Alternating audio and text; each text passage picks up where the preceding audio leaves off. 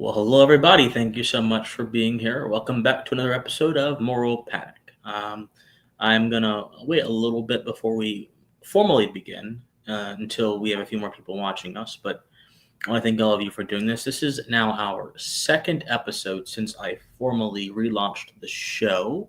So, I think episode 8 was the very last episode, actually, before we relaunched the show. I actually numbered it incorrectly, as Nikoji pointed out to me a few days ago. So this is now episode 10. Is that right? Or this is episode 9, but the numbering doesn't matter too much anyway. So yeah, episode 9. That's right. Yeah, see, my mind is numbers were never my strong suit in the first place. That's all good. Thank you so much, guys, for being here. So our topics for today, and actually, it's actually one topic with several subtopics under it. The question is how can we correct the decline that we are currently seeing in the European continent? There are several ways to kind of set up the framing for this question. I think one of the ways is to simply look at what has happened in various European nations, whether it be in Germany, whether it be in England and the UK more broadly, and other nations, and France most importantly, to look exactly how they have been in upheaval over the past decade or so, with the various things from mass migration to a lack of cultural assimilation happening from various different groups that have come into the country, have managed to grow, and also are attempting to impose a certain kind of ideology upon those countries. And there has, of course, been numerous bouts of violence and other kinds of upheaval linked to this. We saw in the UK recently the Southport stabbing, which was carried out by the son of two people who immigrated. Although the son was born in the United Kingdom, this still caused a lot of uproar amongst British people about the sort of danger posed by a certain kind of non-assimilationist immigrant. So we're going to try to unpack this topic. We're going to try to go through it.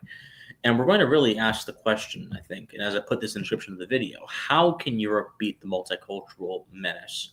And what lessons can us here in America learn from what they're dealing with? So without Nikoji, I will ask you to take us off and go wherever you want. We have two examples of two nations that I wanted to hone in on. We have the United Kingdom and we have France. And in doing analysis, they're both, if you look at their legislatures, they're both rather left-leaning. So at some perhaps first principles level, we see this connection. And actually, if we were to just a little historical tangent, when we look at the Iranian regime, they came to power with this connection between socialists and Muslim extremists. But back to modern day, we see this as a potential issue in the UK and France, where leftists, center left, they're allowing these policies that are at some moments in time decaying their very system that they're trying to preserve. So we're going to be discussing, we're going to be opening up to chat if anyone else has any questions or topics to hone in on even further, but we're going to be analyzing, how did we get here exactly in the modern day, where we're seeing, in United Kingdom, you're allowed to protest, but please do it peacefully. It's almost like they're asking from a position of weakness, and it's very interesting. And then in France, where they have a soccer match or football match and all hell goes loose, and you wonder, is this due to some of the cultural issues that they have going on? Is this due to their broken immigration system? So a lot of topics uncovered. Yes, and there's a lot of meat in each of these topics. So, and a lot of specificities as well in these topics as well that we have to kind of get into.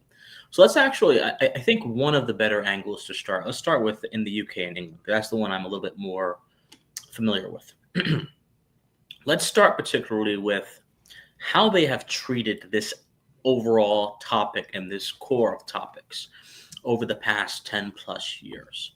I remember when Brexit was happening, which was really ostensibly a referendum against the European Union technocratic control over British life and British direction, which, by the way, is a critique that goes all the way back to Margaret Thatcher. Margaret Thatcher was actually quite critical of the EU and quite critical of any attempt to erode this sort of sovereign self-direction for the British people. Nigel Farage recognized that strain of thought still existed within a sort of core element of the British populace, and he eroded that strain of thought towards a massive political victory. But a lot of people looked at reform back then not simply as a referendum on technocratic control over British life, but instead, more importantly, as a referendum on the kind of cultural crisis brought about by mass migration. And I'm sure you remember Nikoji back then. Mm-hmm. And I was in high school back then, but I remember back then very clearly reformers being called Islamophobes, racists. There was a lot of associations of that sort.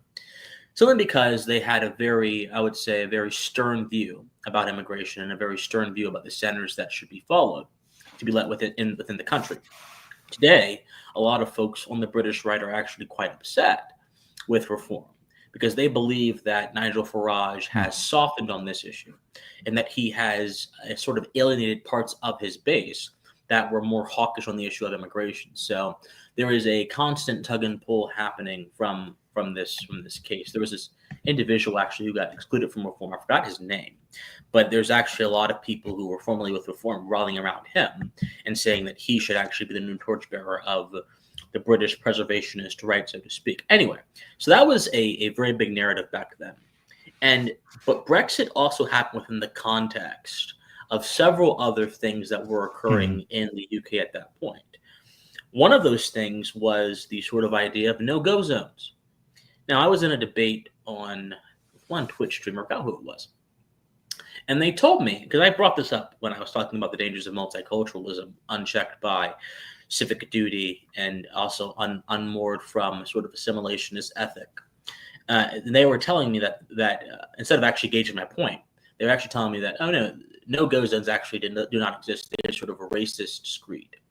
Well, what was happening, and is still happening even more so than it was a decade or so ago in the UK, was that certain entire neighborhoods within certain areas of England, particularly if I'm recalling correctly, places like Birmingham, where there were literally Muslim jihadists setting up fake dating profile apps, dating profiles on certain apps to lure in people they didn't like to kill them. There were a lot of that happening, and there was also a lot of abuse of females happening, and also a sort of de facto, not de jure, de facto imposition of Sharia law within localities. And the British police, rather than actually confronting it for what it was, actually admitted, yes, this is a problem that is happening, but we're not actually going to engage with the problem. We're going to not even really deal with the problem. We're going to say this problem was exaggerated and it should be handled in other ways. So there have been implicit admissions by the government of the UK that this is a problem, although there have also been attempts to have them do formal inquiry. So this can go from simply being a more, I won't say conjecture, but being a more localized concern expressed by independent voices to having the sort of insignia of the official government upon it, so that it might be taken seriously by others. But that inquiry did not happen. So this actually is a problem. It's a problem not just in the UK, but it's also a problem in France.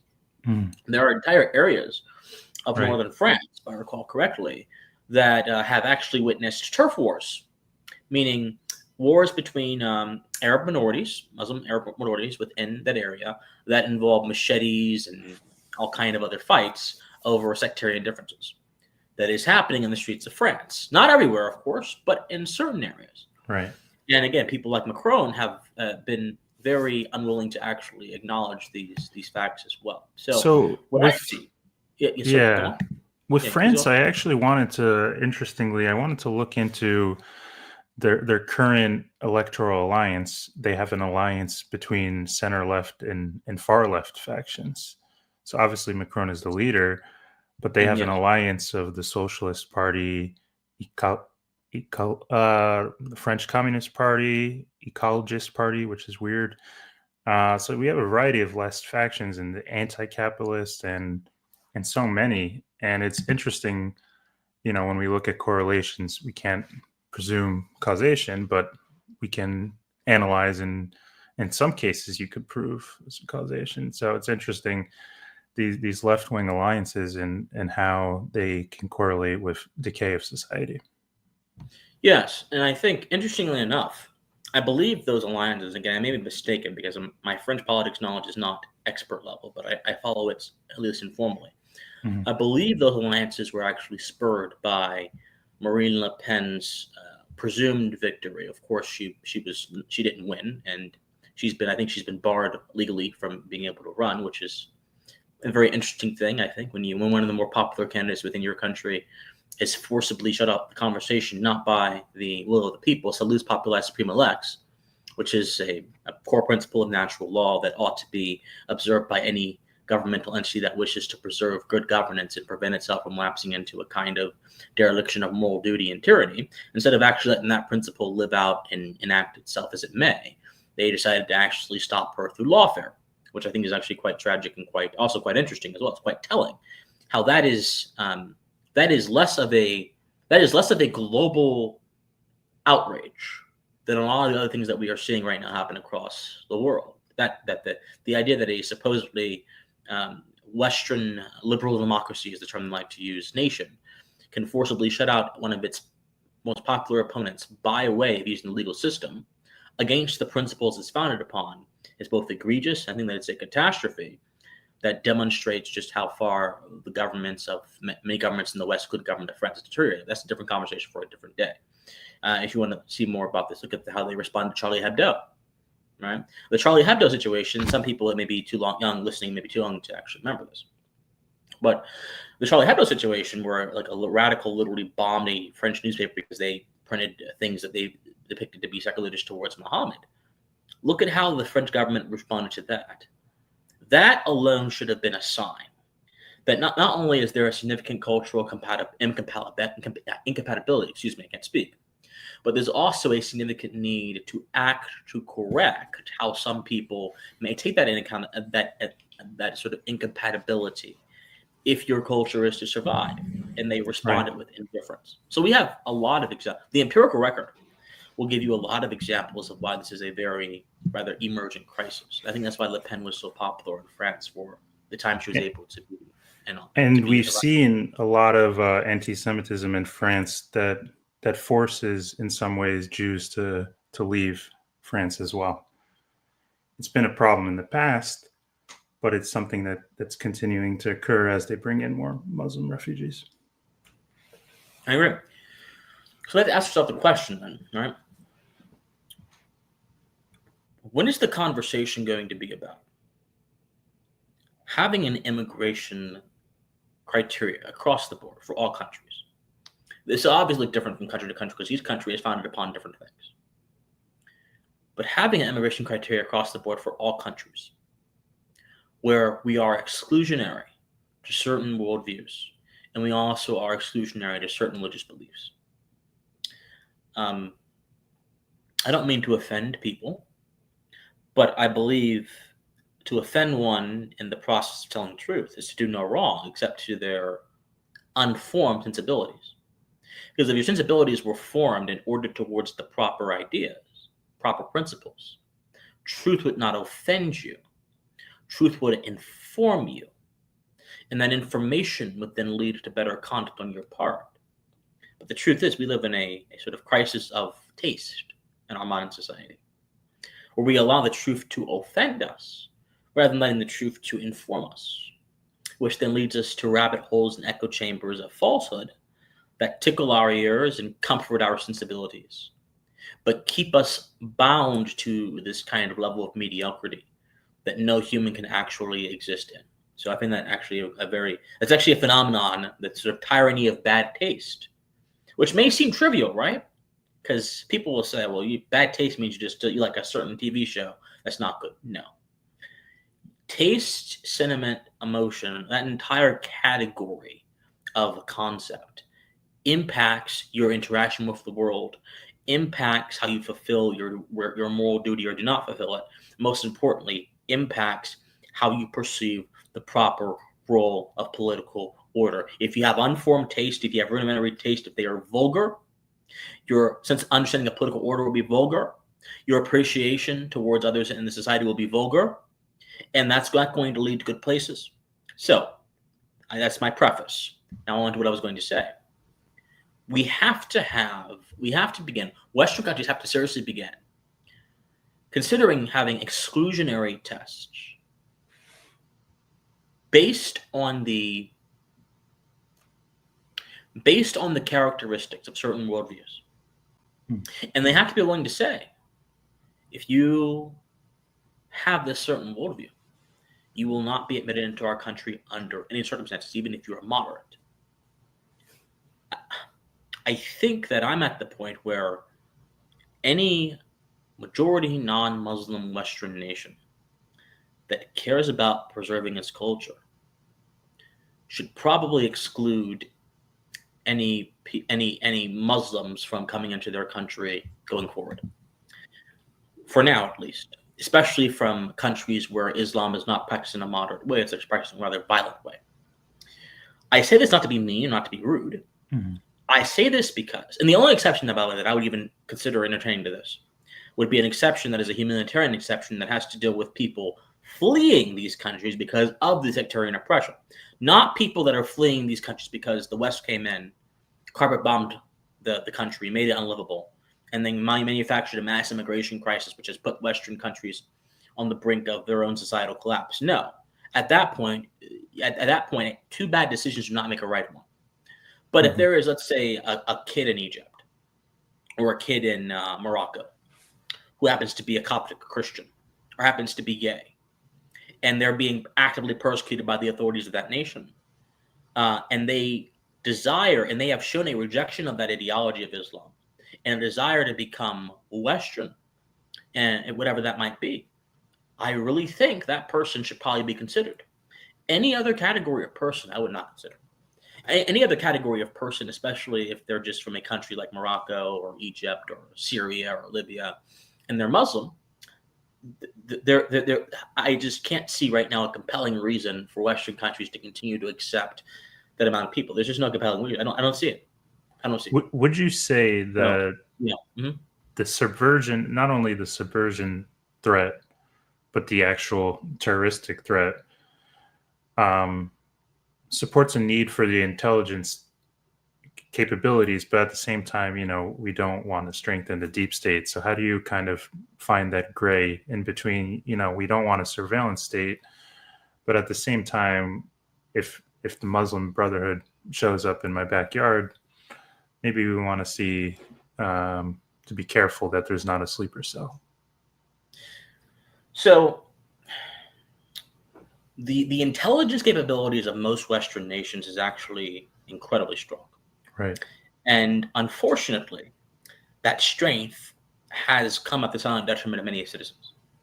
So if you look, for example, the Five Eyes program, right? MI6, the CIA, Mossad, I think Mossad's in it. There's a few others. It might be like Australia for some reason. Yeah, a few others in it as well. There is an immense backdoor intelligence sharing operation that even the respective legislatures and congresses of the countries those intelligence agencies are based in have no access to. So there's virtually no accountability. So my suspicion is also this Five Eyes program also feeds into the sort of counterterrorism element that many of these intelligence communities profess to be actively doing. So here's what I think. I think there's already that capability intact. I think the counterterrorism is probably the strongest it's been since 9/11, given how many tools that, at least here in America, we've given our intelligence agencies to deal with things. And I think that we've gone a little bit too far in extending those capabilities. And we've done so at the detriment of actually having any sense of separation between the public sphere and the private sphere, right? For any society to exist, there must be a private sphere, where the life of the family, the life of the individual, and all those things operate. And there must be a public sphere where the life of the government and all that operates as well. And the private sphere should always act upon the public sphere.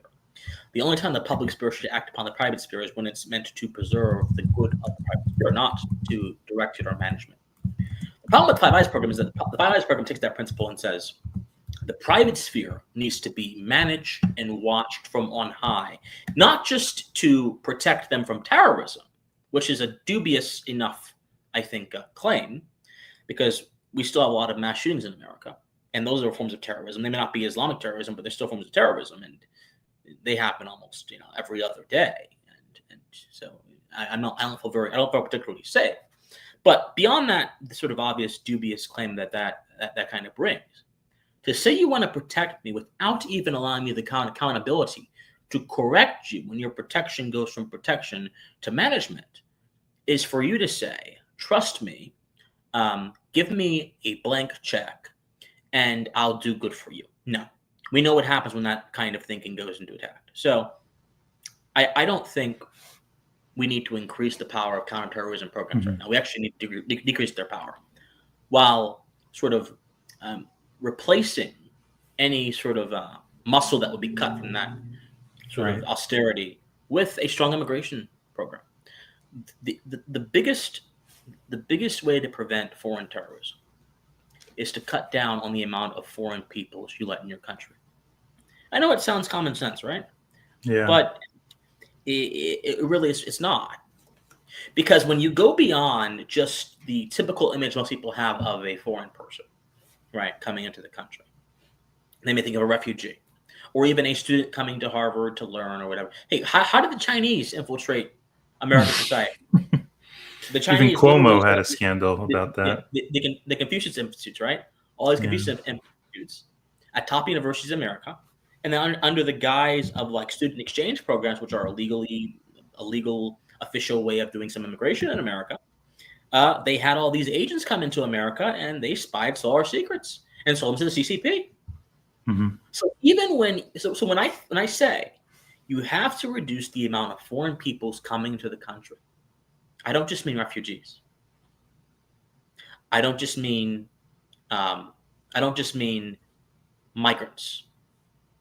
I also mean some of the people that are seen to be more dignified, that seem to contribute more to the country, but may have ulterior motives attached by a state actor. Now, I'm not advocating for zero immigration across the board, but I am advocating for a very restrictionist program, at least until the West can correct the sort of open borders permissiveness that has happened over the past 10 to 12 years. That'd be my response.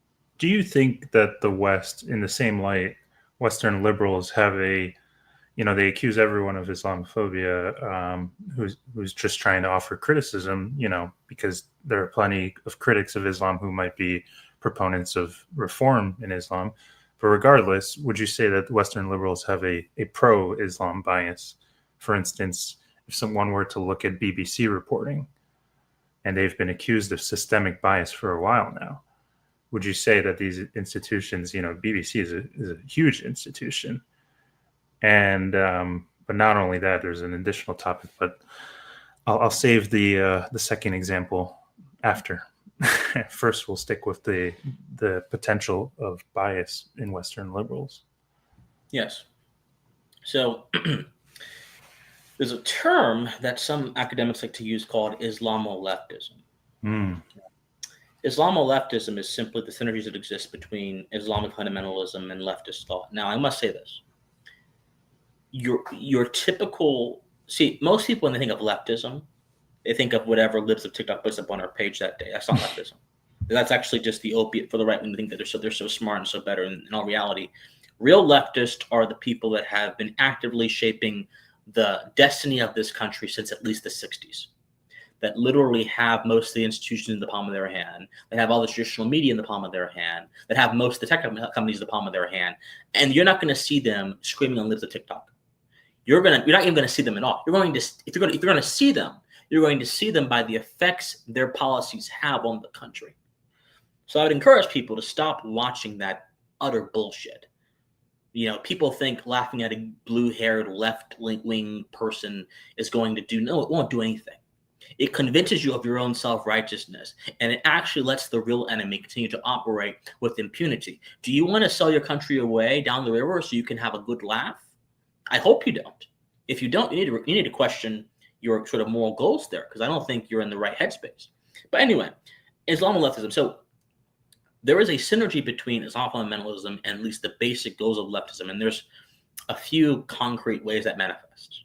The first way that manifests, one moment, is in the pro-Palestinian movement. Now, the pro-Palestinian movement is not about Palestine at all.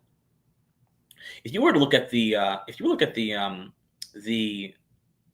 major student groups protesting on student campuses in favor of the Palestinian cause, so to speak, they're actually not really talking much about Palestinians except as a sort of rhetorical dressing to be a gateway for their actual goal.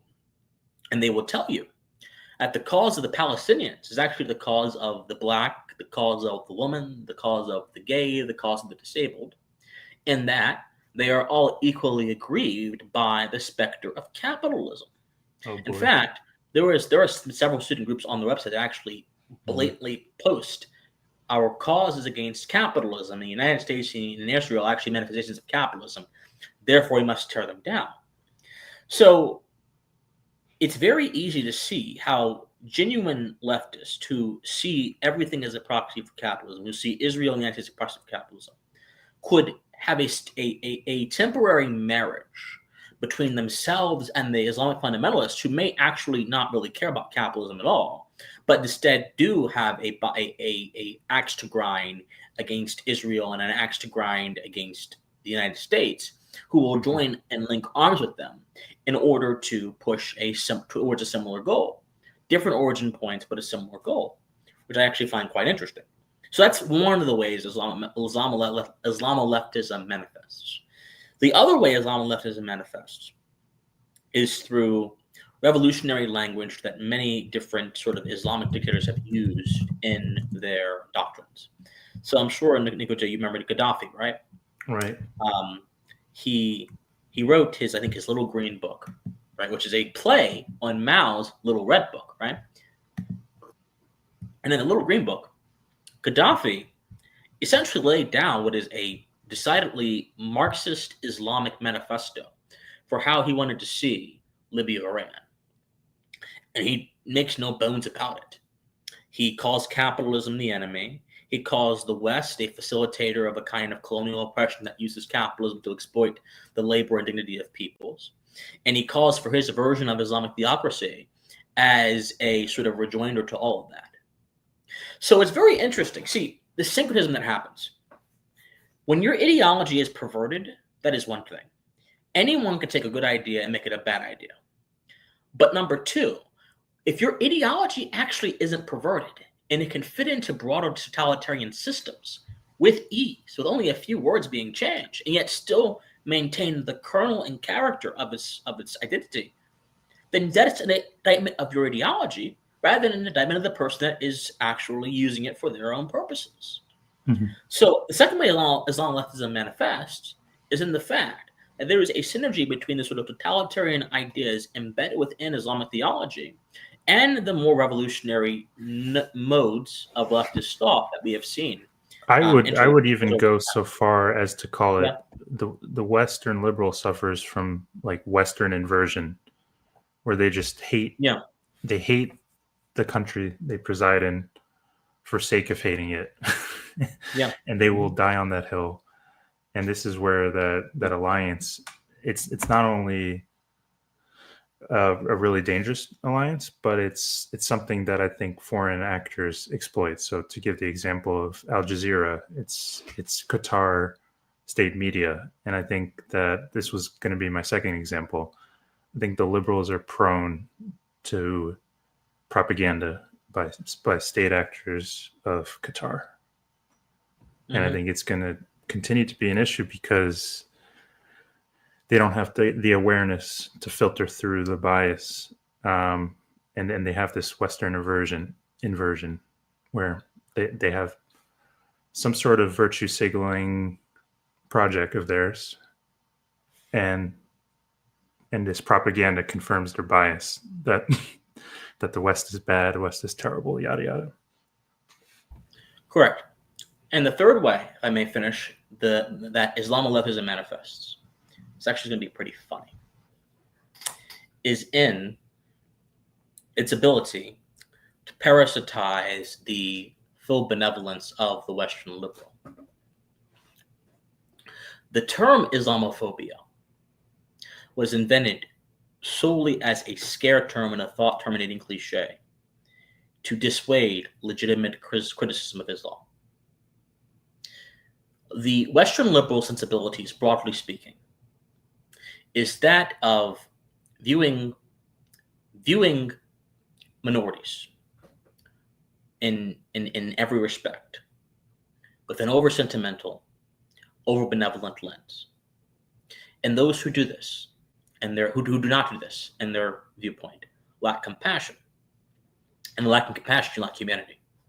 And lacking humanity, you've removed any moral currency and credibility you have to actually deal with the issues at hand in any given country. This is how many of them intuitively think.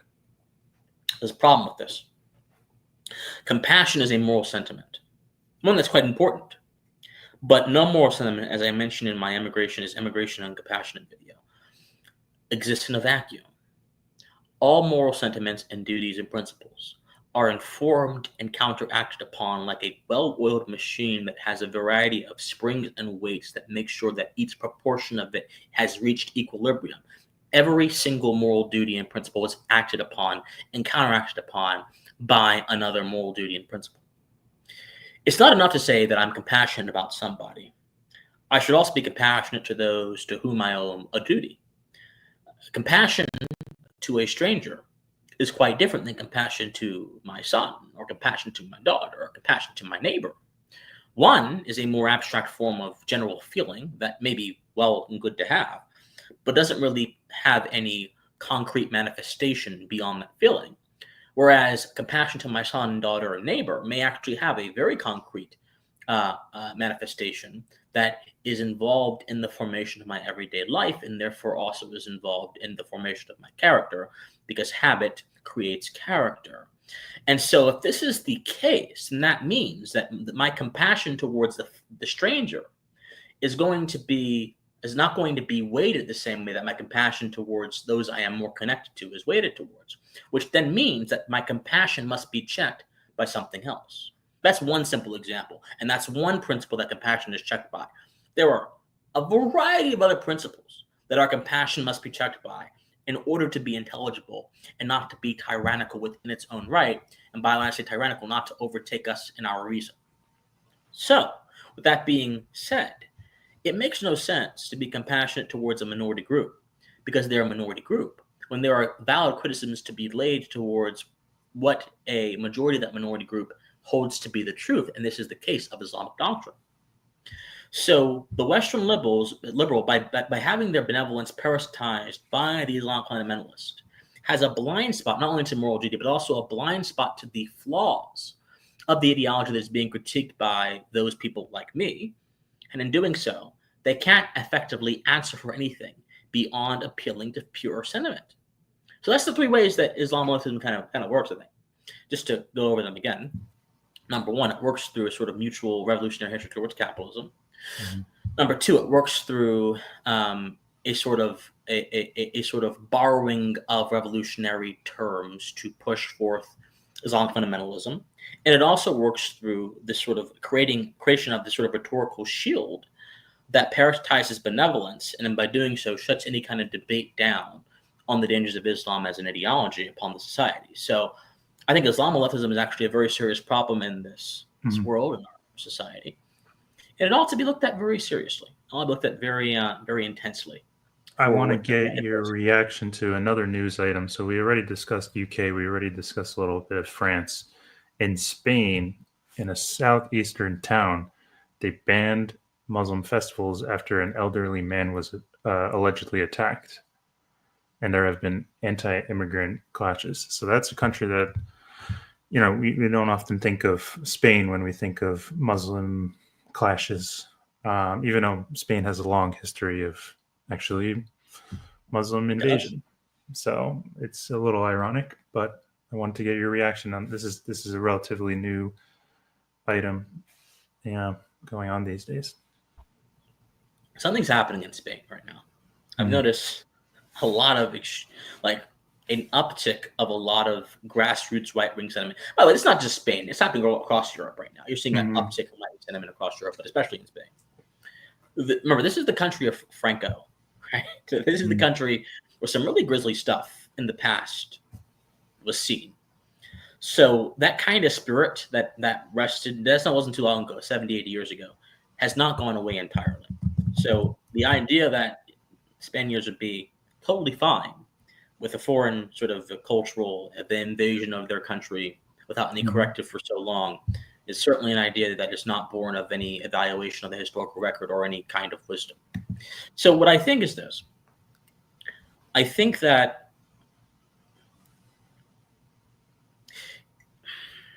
let me try to be measured in how I say this. At some point, there must be justice. Justice sometimes requires the sword. It will not always require the gentle hand.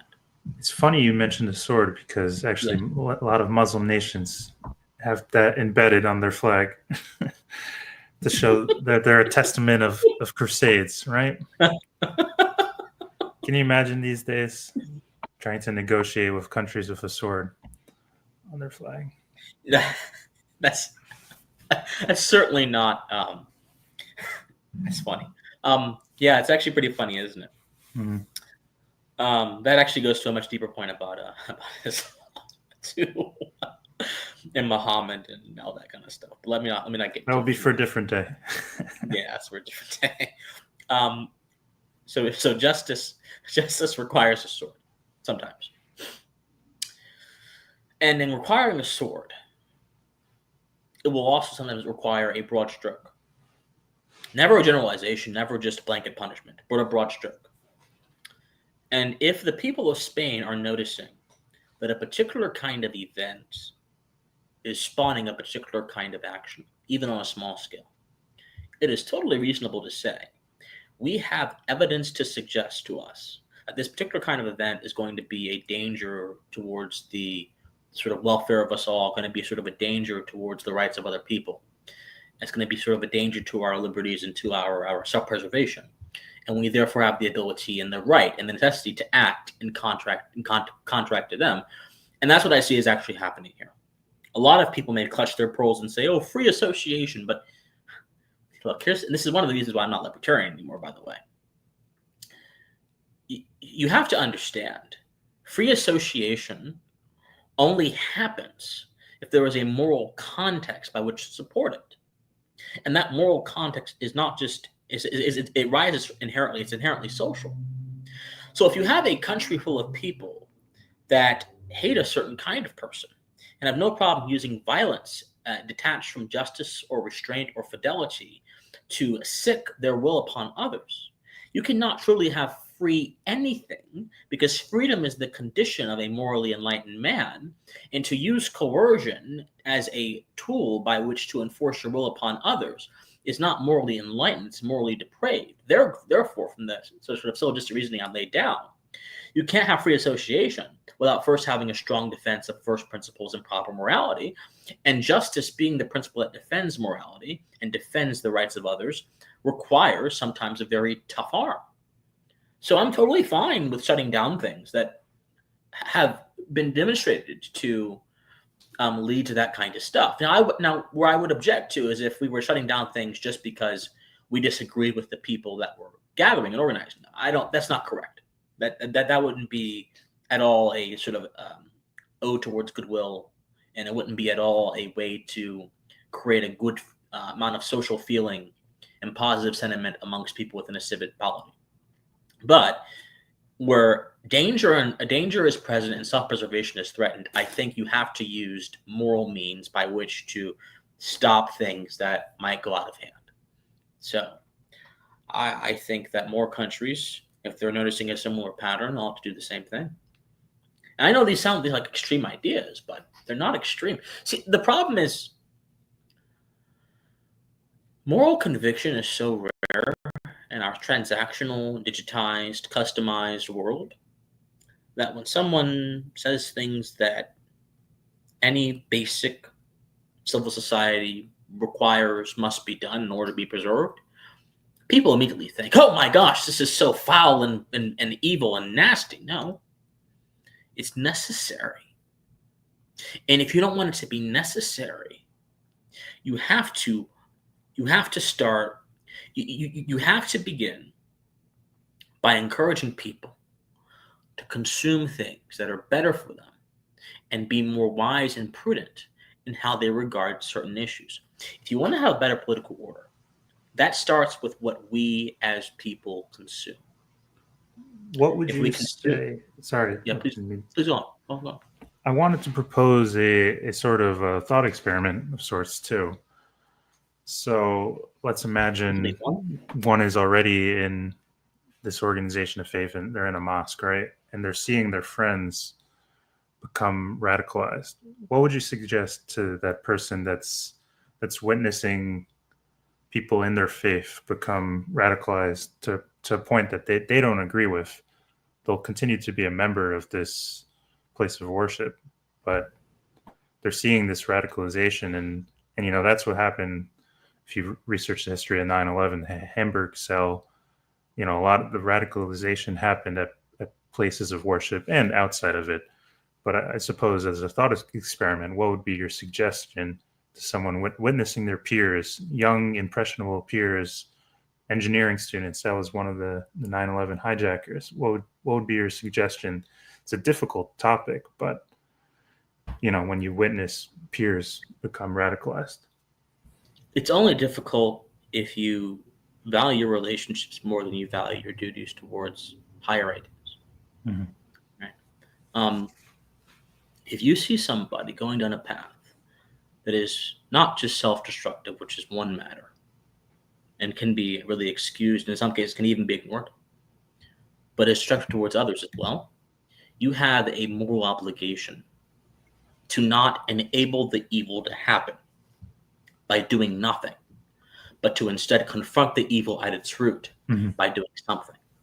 And if I were in that situation, not only would I inform the proper authorities, I absolutely would, but I would actively also inform the community. Because look, not all change needs to come with the barrel of a gun. Right. Sometimes you don't even need the police to get involved. If you inform the rest of the community, and especially in this area of social media, you inform others as well, and you expose this person, however uncomfortable that might make someone feel, the amount of social shame and scrutiny they're going to get might be enough to make them think twice. If it's not enough to make them think twice, at least you have informed others who could be potentially harmed by their actions that, hey, this person right here is someone you need to watch out very carefully. And this then allows them to prepare a more proper defense of themselves and their home and their lives. You have to tell. Hannah Arendt made a great point when it came to a similar sort of parallel in Nazi Germany. Right? Hannah Arendt, great philosopher. I don't give her on everything, but great philosopher. She entertained the question, well, can we blame Nazi soldiers for carrying out the diktats of Hitler because they were just functionaries, they were just doing their job, so to speak? How many times have you heard somebody say, X person is just doing their job? You can't. Oh, I hate that phrase. It's pretty foul, isn't it? Well, Hannah Arendt said, actually, you have a choice. Being a functionary of any system does not exclude your moral responsibility that comes from your actions. Unless you are in a system against your will, which, by the way, you still have an element of moral responsibility there, but it's much more different degree. But unless you are in a system against your will, and there's no evidence to believe that many officers were against their will, many of them believe they were serving their country. Unless you are in a system against your will, you absolutely have the responsibility to refrain from evil and to pursue the right wherever the need may arise. You always have a choice, even if the choice is uncomfortable. If someone said, if I disobey my superiors in the Third Reich, I'll get executed. Well, guess what? The only moral choice in that situation would be to get executed. If you are to decide on going in and slaughtering a kibbutz or being executed yourself, execution is the only just way out. It just is. It's uncomfortable. People don't like it. You don't hear this kind of stuff. But you have a responsibility not to partake in evil. And you always have a choice. You always have a choice. I just recalled the perfect example, actually. In discussing this, I just recalled the perfect example. There was a bomb maker in Al Qaeda, and at some point he was learning about the results of the attack that they planned and that they manufactured, and it was killing innocent people in Africa, if I recall correctly. And he went to the religious leader, and he started asking these questions. These people had nothing to do with our jihad. Like, why were they attacked? And And the religious leader, like a cult leader, gave excuses. And this man decided it was time. It was time to leave Al Qaeda. And, people could read about this or listen to his interviews online. His name's Amin Dean. And he escaped. And luckily, he was able to be helped by the British authorities. And he joined MI6. So that's an example of a man who realized he was in a cult, a very dangerous, like Douglas Murray calls it, a death cult. Well, I certainly applaud him for leaving Al Qaeda, but he kind of went from one gang to another. So, pick your poison. He went to the deep state. I would kind of. Yeah, I want to leave Al Qaeda, but MI6, I don't really want to do it. It's not all James Bond. That's the lie they said. If I recall correctly, he escaped Al Qaeda, and then it was like someone informed him, like, you can't just wander around in an Arab state. They're going to go after you. You need to be protected by the West. And so I think that's how he ended up in British hands. Yeah, that's what happens when it's like turning the gang member against the gang leader, right? The gang member, if they want to survive, has to go under police protection, has to change their name, got to change their outfit, got to change their location, or else they're fried. They're just fried. So that's certainly a practical reality that faces people. But yeah, so I think we always have a choice. We always have a choice. Don't care how difficult. We always have a choice. And it's kind of perpetual for me to do this, but I have to do it. We never see conservative media talk like we're talking right now. We don't see them talk like this at all. And I think that's why we're in the crisis we're in. Because it's going to take a radical civic moral conviction in order to effectively vanquish the enemies the West, and especially the United States of America, are currently facing. And that radical moral conviction is not going to be found in sound bites. It's not going to be found in culture war drama. It's not going to be found in the spectacle of personality, worrying more about what a particular personality is doing. It's not going to be found in having a fetish for status. It's not going to be found in any of that. All that stuff simply exists to build an ecosystem. And that ecosystem, thrives and rests upon one single thing. And that one single thing is your attention. The moment people say, this is not edifying me anymore, this is not feeding me anymore, this is not getting me to a place where I understand what is happening in our world, in my society, in our country, in our government, in my life. This is not actually, if this is simply distracting me from the things that I need to understand in order to make a big impact, in order to actually be a better person, in order to actually have a better government, in order to actually have a better nation society, in order to actually preserve what my ancestors laid down before me, in order to actually understand what it means to have a good tradition, what it means to have a good moral sense, what it means to have a good and proper understanding of what government should be and what it shouldn't be. If this is not helping me, I don't want it anymore. It takes a certain kind of moral conviction for people to say, just to get to that point. We don't have that right now, which is one of the reasons why Islam has been allowed, the radical form has been allowed to come into Western countries and Germany. Because again, benevolence, faux benevolence has shut down the guardrails that all of us have inherently as human beings towards those that may wish to do harm or wish to erode the societies we live in, and has instead opened up this space in our hearts of a radical compassion that considers nothing more than how others may feel about the consequences of your moral conviction. Right. No, I certainly agree. I want to also open it up to the chat if any viewers have any questions, because we covered a lot, approaching 50 minutes. If any viewers have additional topics or questions. But I do think we're going to see a resurgence of the right in Europe.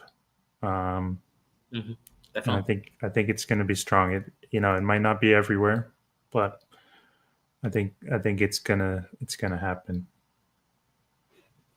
I certainly agree. So let's if you guys have questions in the chat, I've talked quite a bit. I'm actually surprised I talked this long. I won't lie. I came home from work today and I was very tired, and I had no idea if I was going to even be able to do the show. So I'm pretty impressed that I actually talked this long without a script or anything. It's actually pretty impressive. Very impressive. Yeah. I surprise myself sometimes. So feel free to ask your questions, guys, and I'll be happy. Me and Nikoji will be happy to answer them. So Bobby was talking about the immigration system, and basically you want to ask, do we need anyone, and why can't we resolve this domestically? It's interesting because the West, countries like UK and America, it's evidently we're melting pots. So you can't remove that fact from the nation. And so I think it's kind of about making that balance that you were pointing out before. You know, you don't want to take in everyone, but you also don't want to exclude everyone. There is some gray in between where you can preserve your nation's spirit, you know, not prevent some subversion. You know, that's a term the KGB used to use, but now we can apply it to Islamic fascists, arguably, that we don't want our nations to be subverted. And so how do you find a balance? And it's a tricky system. I wouldn't want to be in charge of the immigration system. It's tricky. Well, Bobby's question implies the sort of utilitarian calculus. He said, do we need anyone? Okay. And that is the premise that has gotten our country and the UK and other people into a lot of trouble. Because there is need for certain skill sets in all of those countries. But the question of need ought not come at the expense of the question of right, and also the question of if we can have a culture. Our needs and our culture, they should harmonize, not antagonize one or the other. Any immigration policy should be formed with this principle in mind. You may need a foreign doctor that goes to a rural community. I saw Harmeet Dillon, I think a Trump civil rights person, who's, by the way, she's a brilliant conservative lady, brilliant thinker. I think I don't agree with her on everything, but I think she's a good person. She said in a tweet earlier today that her father as a doctor who came to America from he's a foreign immigrant. He went to a rural community in America that is underserved, underfunded, and he was the only doctor within 50 miles of that rural community. Places like that don't have choices. They take whatever help they can get. And I think the community and the culture is strengthened by having a professional there who, number one, appreciates the culture, number one, not only assimilates the culture, but actively contributes to the lifeblood of the country they're living in. In other words, their actions and their habits align with the well-being of the country. That is the only context in which immigration should take place. However, when we come to the topic of our needs, and we just consider that, then that means you can justify importing a bunch of foreign workers and a bunch of foreign peoples with nothing in the mind except utilitarian maximization. And that's 100,000% how you get significant social issues. That's 100,000% how you get homegrown terrorist cells. That's 100,000% how you get a corroded culture. That's how you get social cohesion and all the disastrous social consequences that come from a lack of social cohesion. Social discohesion, I should say. So I think the first step, before we do anything else, eliminate the question of need from our immigration calculus, or at least counterbalance it with the question of the certainty that we must have a culture. We must have a culture. There is no compromise. If the need goes against us having a culture, forget the need. We'll deal with whatever consequences we have to deal with. Forget the need. But I don't think this has to be zero sum, right? The need and the culture can coexist. So that's my initial response to that. The problem is not inherently diversity. The problem is compatibility. I agree. Yeah. And unfortunately, the more diverse you have population, the less compatible they will be, even in ways that are uniquely American. Remember, America is a sort of founded on a civic proposition. built upon eternal moral ideas reflected within human nature, and then put into political organization in the first time in the history of any country. But America, being found on that sort of proposition, requires its citizens to at least broadly acknowledge, if not entirely accept, the truth of that proposition. Mm-hmm. Unfortunately, the more people that come from different countries who refuse to assimilate, the less they are to accept that proposition. So inherently, immigration can't be unlimited. It can't even be half unlimited. It has to be restricted. And it's also a question of what is their intention in their culture, because I hate to keep going. I mean, inevitably, we're going to keep going back to Islam. It is what it is. Please do. Please do. And please a do. lot of their religion is about caliphates. You know, we don't see that in modern Christianity. Obviously, Christianity had crusades and whatnot, and it had its own past. But we don't see what we see in Islam. We don't see it in the same modern religions elsewhere. That's number one. But I also wanted to pivot, if we could, to the point of private charity as an answer for reforming our cultural institutions. Obviously, we don't want a top-down approach. Like, you know, we're not going to raise taxes to solve culture. That's, of course, that'd be stupid. That's stupid. Yeah, that's a corruption machine waiting to happen. Totally. And a waste of money. And so, what role does private charity play to reform our culture, to embrace compatibility, and to kind of, you know, whether it's young people that are alienated or just divisions within a community, what role does private charity play? So here's what I'll say. Cultural change will never begin with those who make the laws.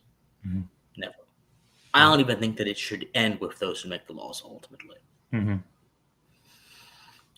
Because the citizenry exists within the context of the culture, and the culture is formed by the citizenry. And then that culture produces a political order.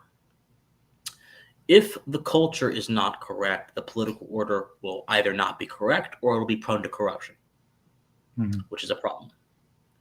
Now, some people mistake this to say that politics is downstream of culture. It's actually not. It's actually a lie. They told you. It sounds nice, doesn't it? The truth is that politics and culture run parallel. They run parallel. And there is some symbiotic effect, but they run parallel. They don't run. It's not a single culture brings forth politics. No. If that was the case, then Washington, D.C. would look very different today, wouldn't it? Think about American culture broadly. Now, it's very hard to do that because American culture is just this broad category that is very hard to conceptualize. But think about it broadly. From Los Angeles to Wyoming to upstate New York to Maine, the black beaches of Maine to Miami. Does our politics reflect all of that? No. And I don't mean demographics. I mean, does it reflect the totality of the sentiments embodied within those different areas?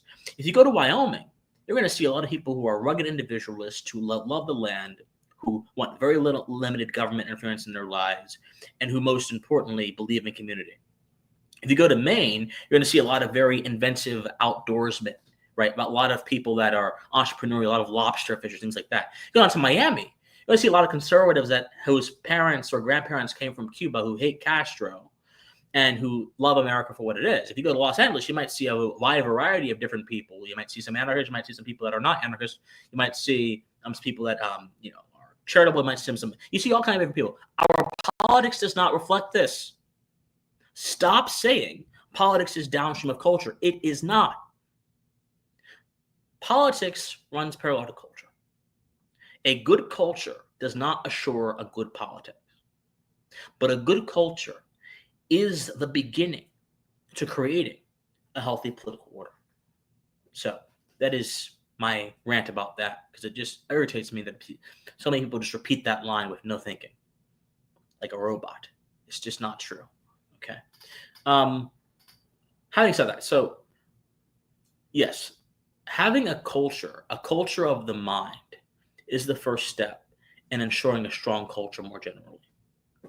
A culture of the mind is a culture that's going to understand what exactly it takes to have a functioning and a prosperous civil society, and how that pairs with the eternal truths of man's nature, and how to discover those truths and enact those truths in every single way, shape, and form. And all of that takes place within the private sphere. The government has no role in any of that. That sort of private formation of the heart, the building of the culture of the mind, building of the culture of the heart, and the enactment of the conclusions founded by a wise and judicious inquiry to both of those things. Government has nothing to do with that. Nothing to do with it at all. Having said that, I do think it's a mistake to say that all solutions that have suggested that government should be involved in culture formation are socialist. Unfortunately, there are a lot of non-socialistic, right-wing programs, political programs that do wish to have that very thing happen. I don't agree with them, but they certainly exist. And they certainly argue from a very different premise than socialists do.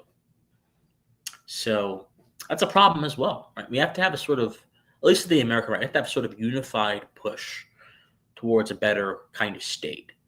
And I think once we have that, we're going to be able to orient the direction of our country towards a much more acceptable place. Right. That's my thoughts. Makes sense to me. I do see we're approaching an hour. Not sure how much further material we have. We covered a lot. Yeah, absolutely.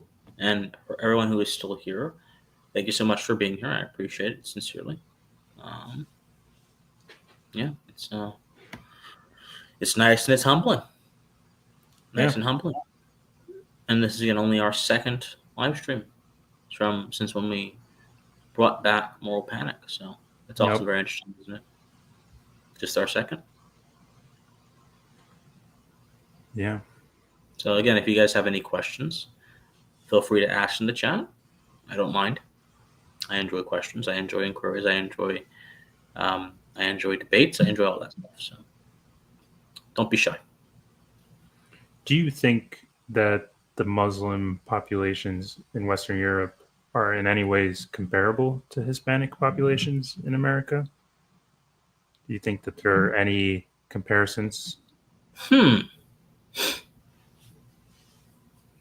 Comparisons that are valid?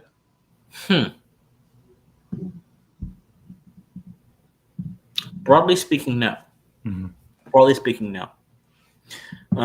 First off, the Hispanic populations in America are overwhelmingly Catholic or some form of Protestant Christian. Overwhelmingly Catholic. Right. The Hispanic populations in America, at least, especially amongst men, but in a more growing general trend, are also overwhelmingly. They have more right-leaning views on immigration than would benefit many of the Western Muslim populations of Europe.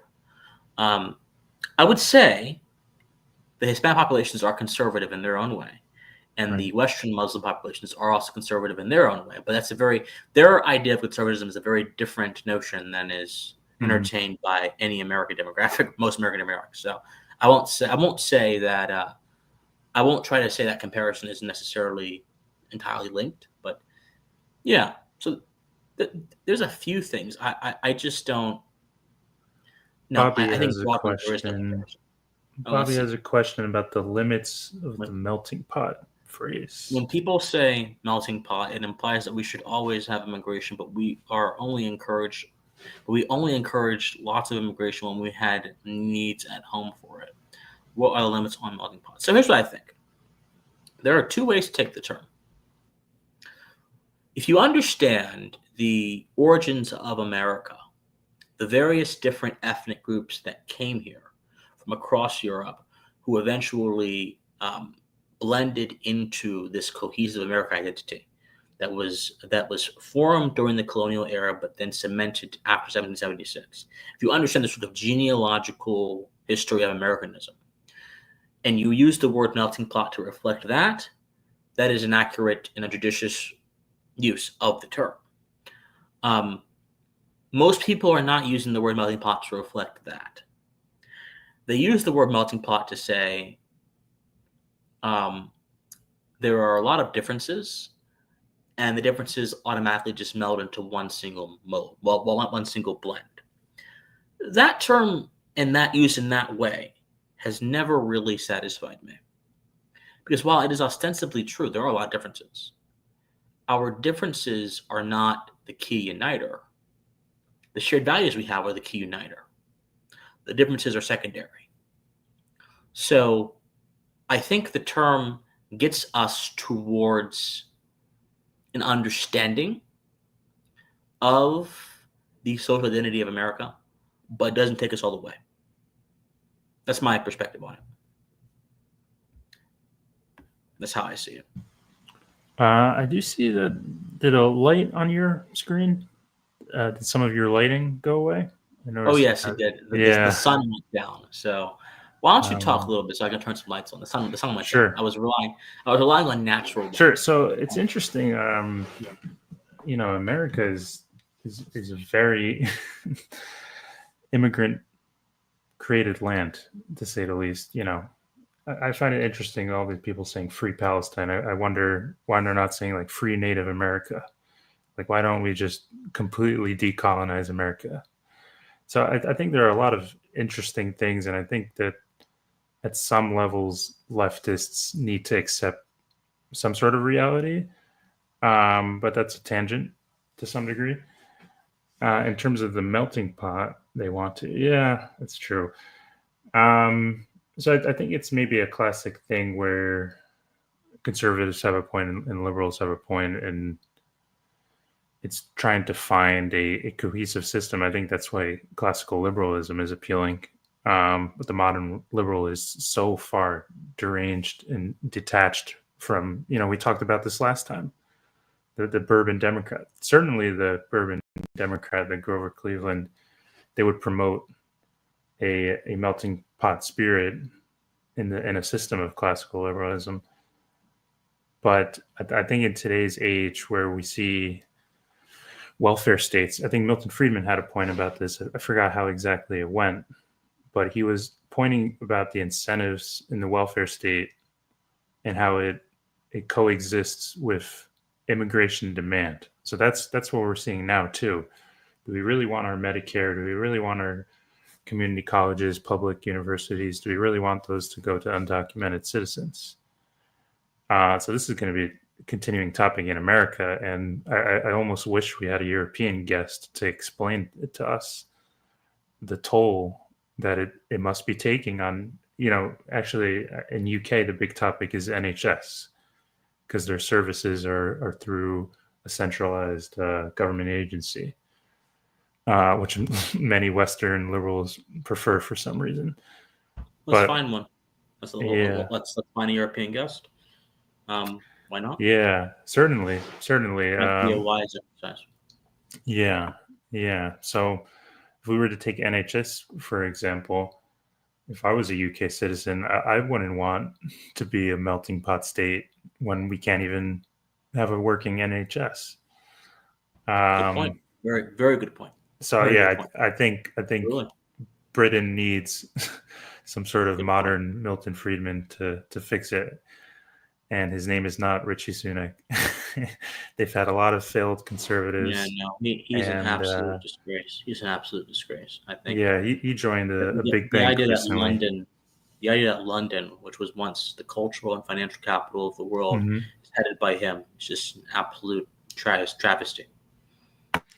Or it was a variety of people, but yeah. So I think when we discuss a melting pot in today's age, because the term probably came in before Lyndon B. Johnson. Let's put it that way, right? Before we had a welfare state. So how does a melting pot coexist with a welfare state? That's a tricky topic, and that's a topic that modern liberals will push under a rug. They'll raise your taxes and they'll push it under the rug. That's totally correct. They will. And then long lines in NHS, Canada as well. a lot of these countries with centralized healthcare systems. So how could you have open doors and centralization and throughout your healthcare system? It's a recipe for disaster. You'll get no objection from me. I think that's absolutely correct. And the economists of the mid 20th century, they were very wise to point that out. And I think that that's at least one good argument out of many others for a more immigration restrictionist program. That argument is more utilitarian, of course, but it is still also very important as well, because you can take it in a different direction, right? If people simply come to your country seeking benefits, seeking services, they will treat your country as a transactional space. They will not treat your country with the due significance that it ought to be afforded as a nation, as a civil society, as a commonwealth, a civitas, as Cicero would say, that requires its members and those who are adjacent to its members by virtue of proximity to behave in a way that reflects certain principles. So in other words, they deny the first principles that are necessary to ensure that one's standing in any country is not just acceptable, but is non-harmful to its existence. And they replace it with a sort of transactional kind of posture, which allows them to use the country as a means to an end. And as Kant, the dutiful Kant informs us, to use someone as a means to an end is an absolute travesty in and of itself. Because people, persons, whether they are in the form of a nation, as a group of people, or in the form of an individual, as a sole person, are never means to ends. They are ends in themselves. They are investments. They are investments, not tools. So there's a lot of moral problems that come with opening up social services to foreigners, because it'll ultimately breed a culture of transaction at the expense of a culture of duty. The problem is they'll label you as racist for pointing that out. Look, I think, I really, I'm a little bit over that term. Yeah, just to put it bluntly. It ought to be a dead term. Look, there are some generally ignorant people in the world that generally do see people through the lens of what they look like. I get it. I understand. However, we can't allow a scare word. We can't allow faux benevolence. I agree. Yeah. To be an impediment to our own self-preservation. We have people literally taking over an entire city in Michigan, imposing their own Americanized version of a Sharia caliphate in Michigan, in Dearborn. And we're afraid of being called racist by not calling them out. Well, Bobby donated and... Yes, donated did. Oh, my goodness. And had a question. Oh, my God. Thank you so much, Bob. I appreciate it. Bob. Thank you so much. Thank you so much. I appreciate the donation. The question is, can Europe escape vassal status and gain sovereignty from the U.S. empire? Well, this is very much a Bob question. So, to add some context to what Bob is saying, America has something like north of 800 bases around the world.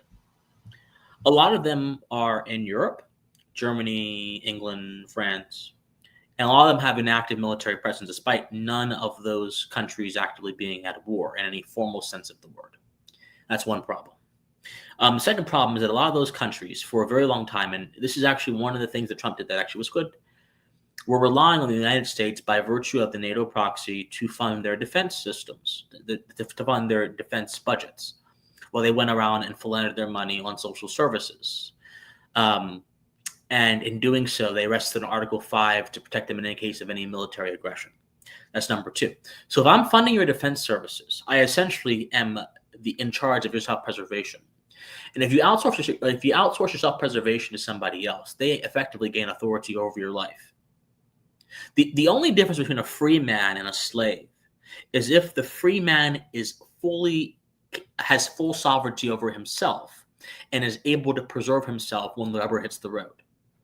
Slaves have no sovereignty over themselves, at least ostensibly, right? In truth, they do, but according to the system, they don't.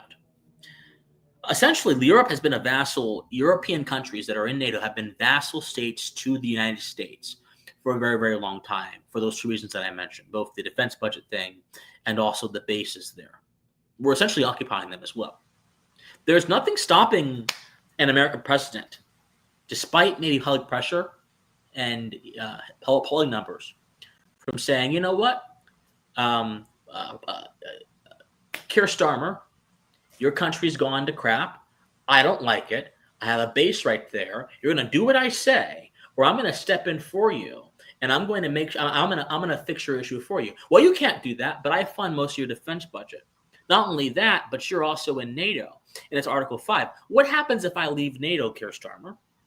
Oh, now That's you what have Trump to actually did. You have to fork up money He for your own flirted with defense. that idea. Not only that, but you now have to cut money from the NHS. Now you're going to have blowback from your own citizens. So what's more costly for you, Keir Starmer, to listen to me and to let me govern your country, or to not listen to me, allow me to withdraw, save face, and then have to cut social services and make your own citizens hate you more than they already do because they hate them very much.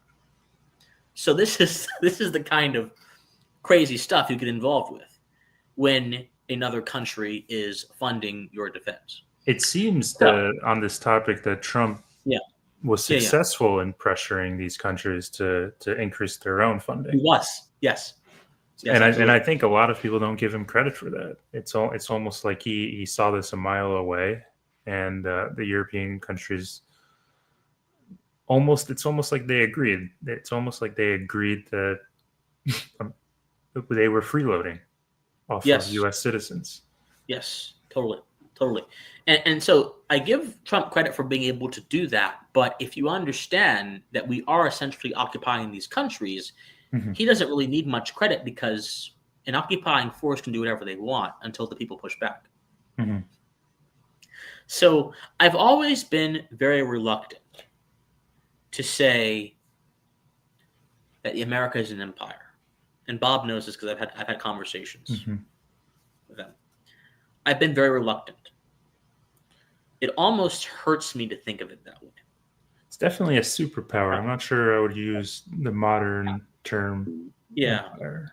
Having said that, if you consider the wide amount of influence we have, you consider the way in which that influence is exercised, and you consider how the full force of the American military is essentially our insurance policy for almost anything we want to do within the realm of our allies, and even with outside of the realm of our allies, as seen with Iran recently.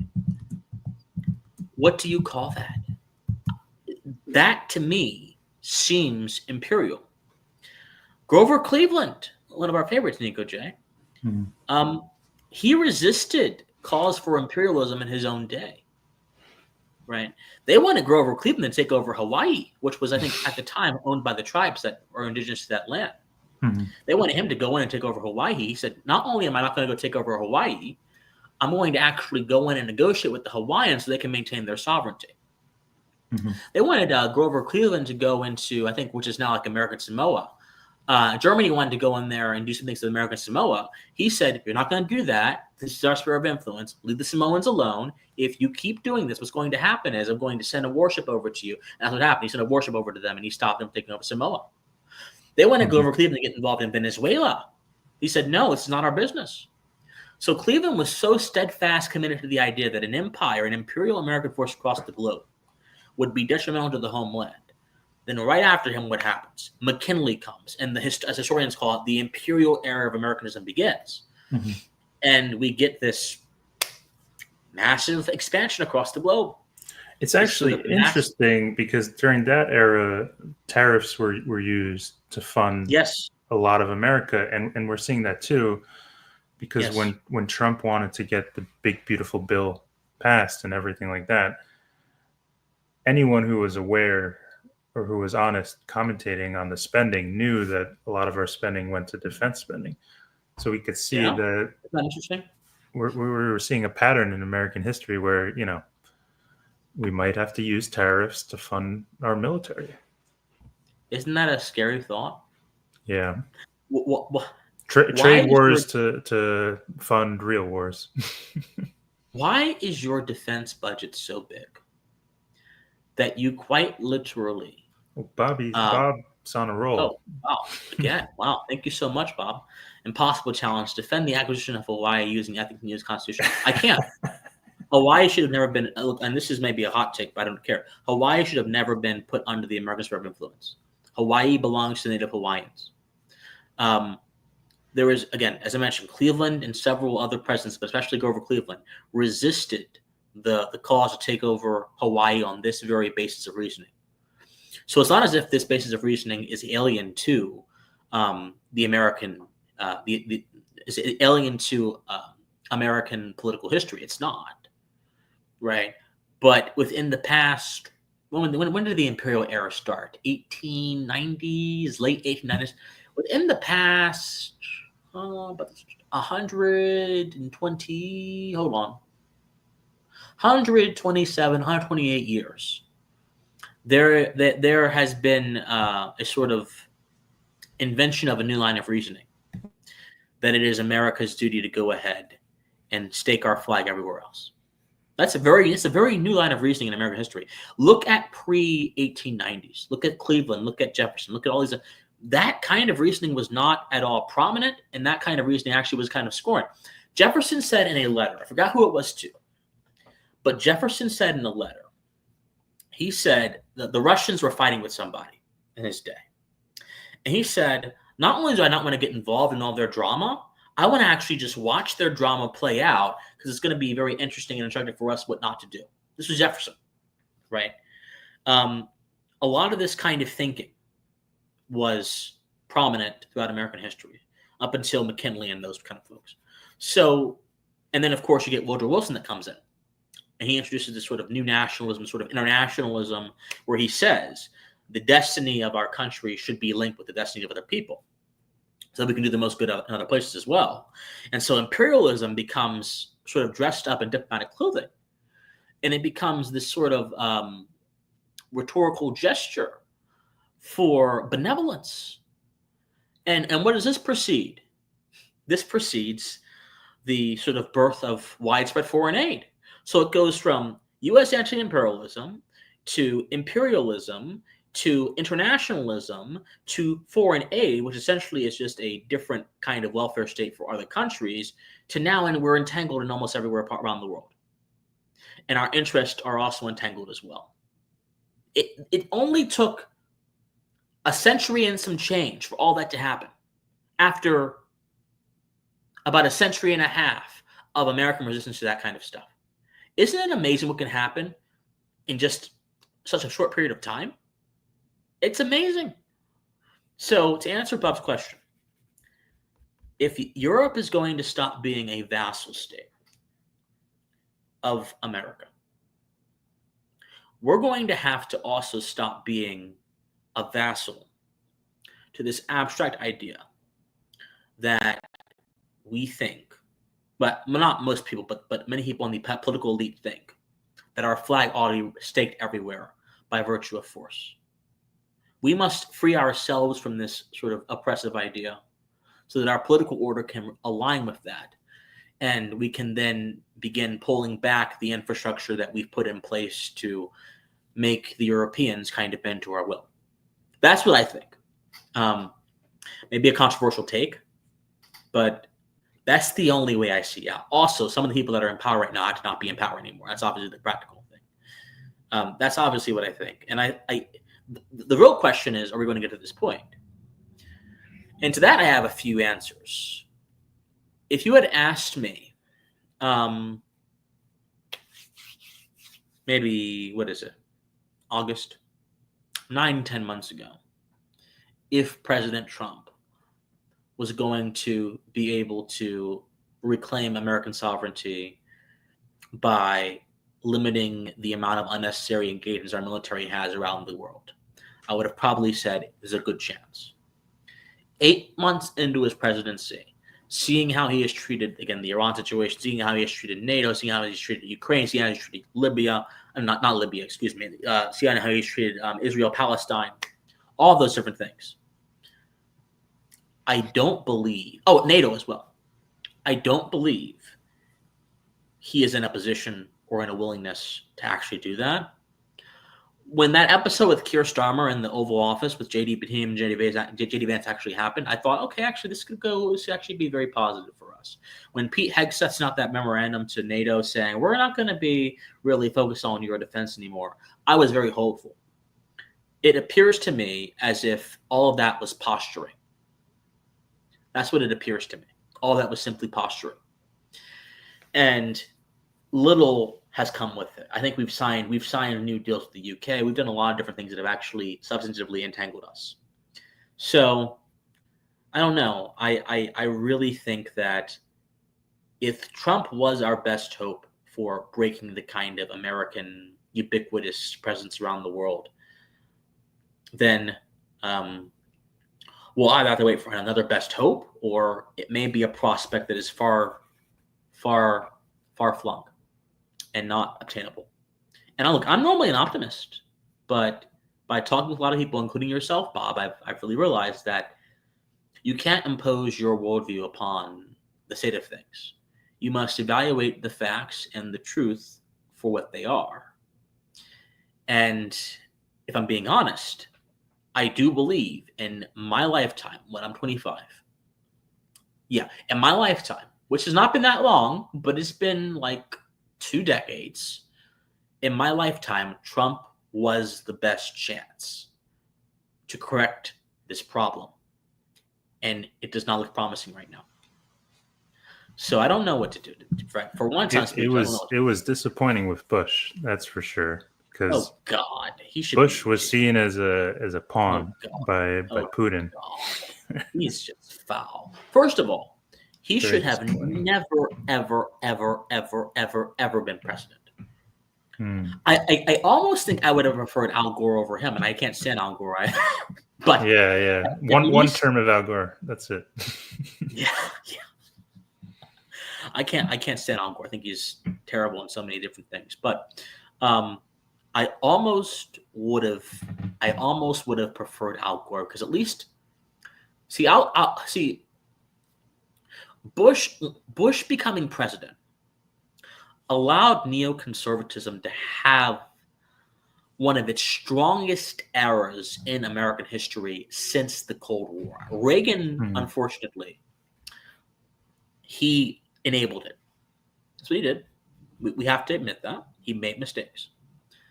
Bush, if Reagan enabled it, Bush took like a handful of morphine and just injected him with it. Well, also there is a logical lineage, because Reagan's VP was Bush Sr.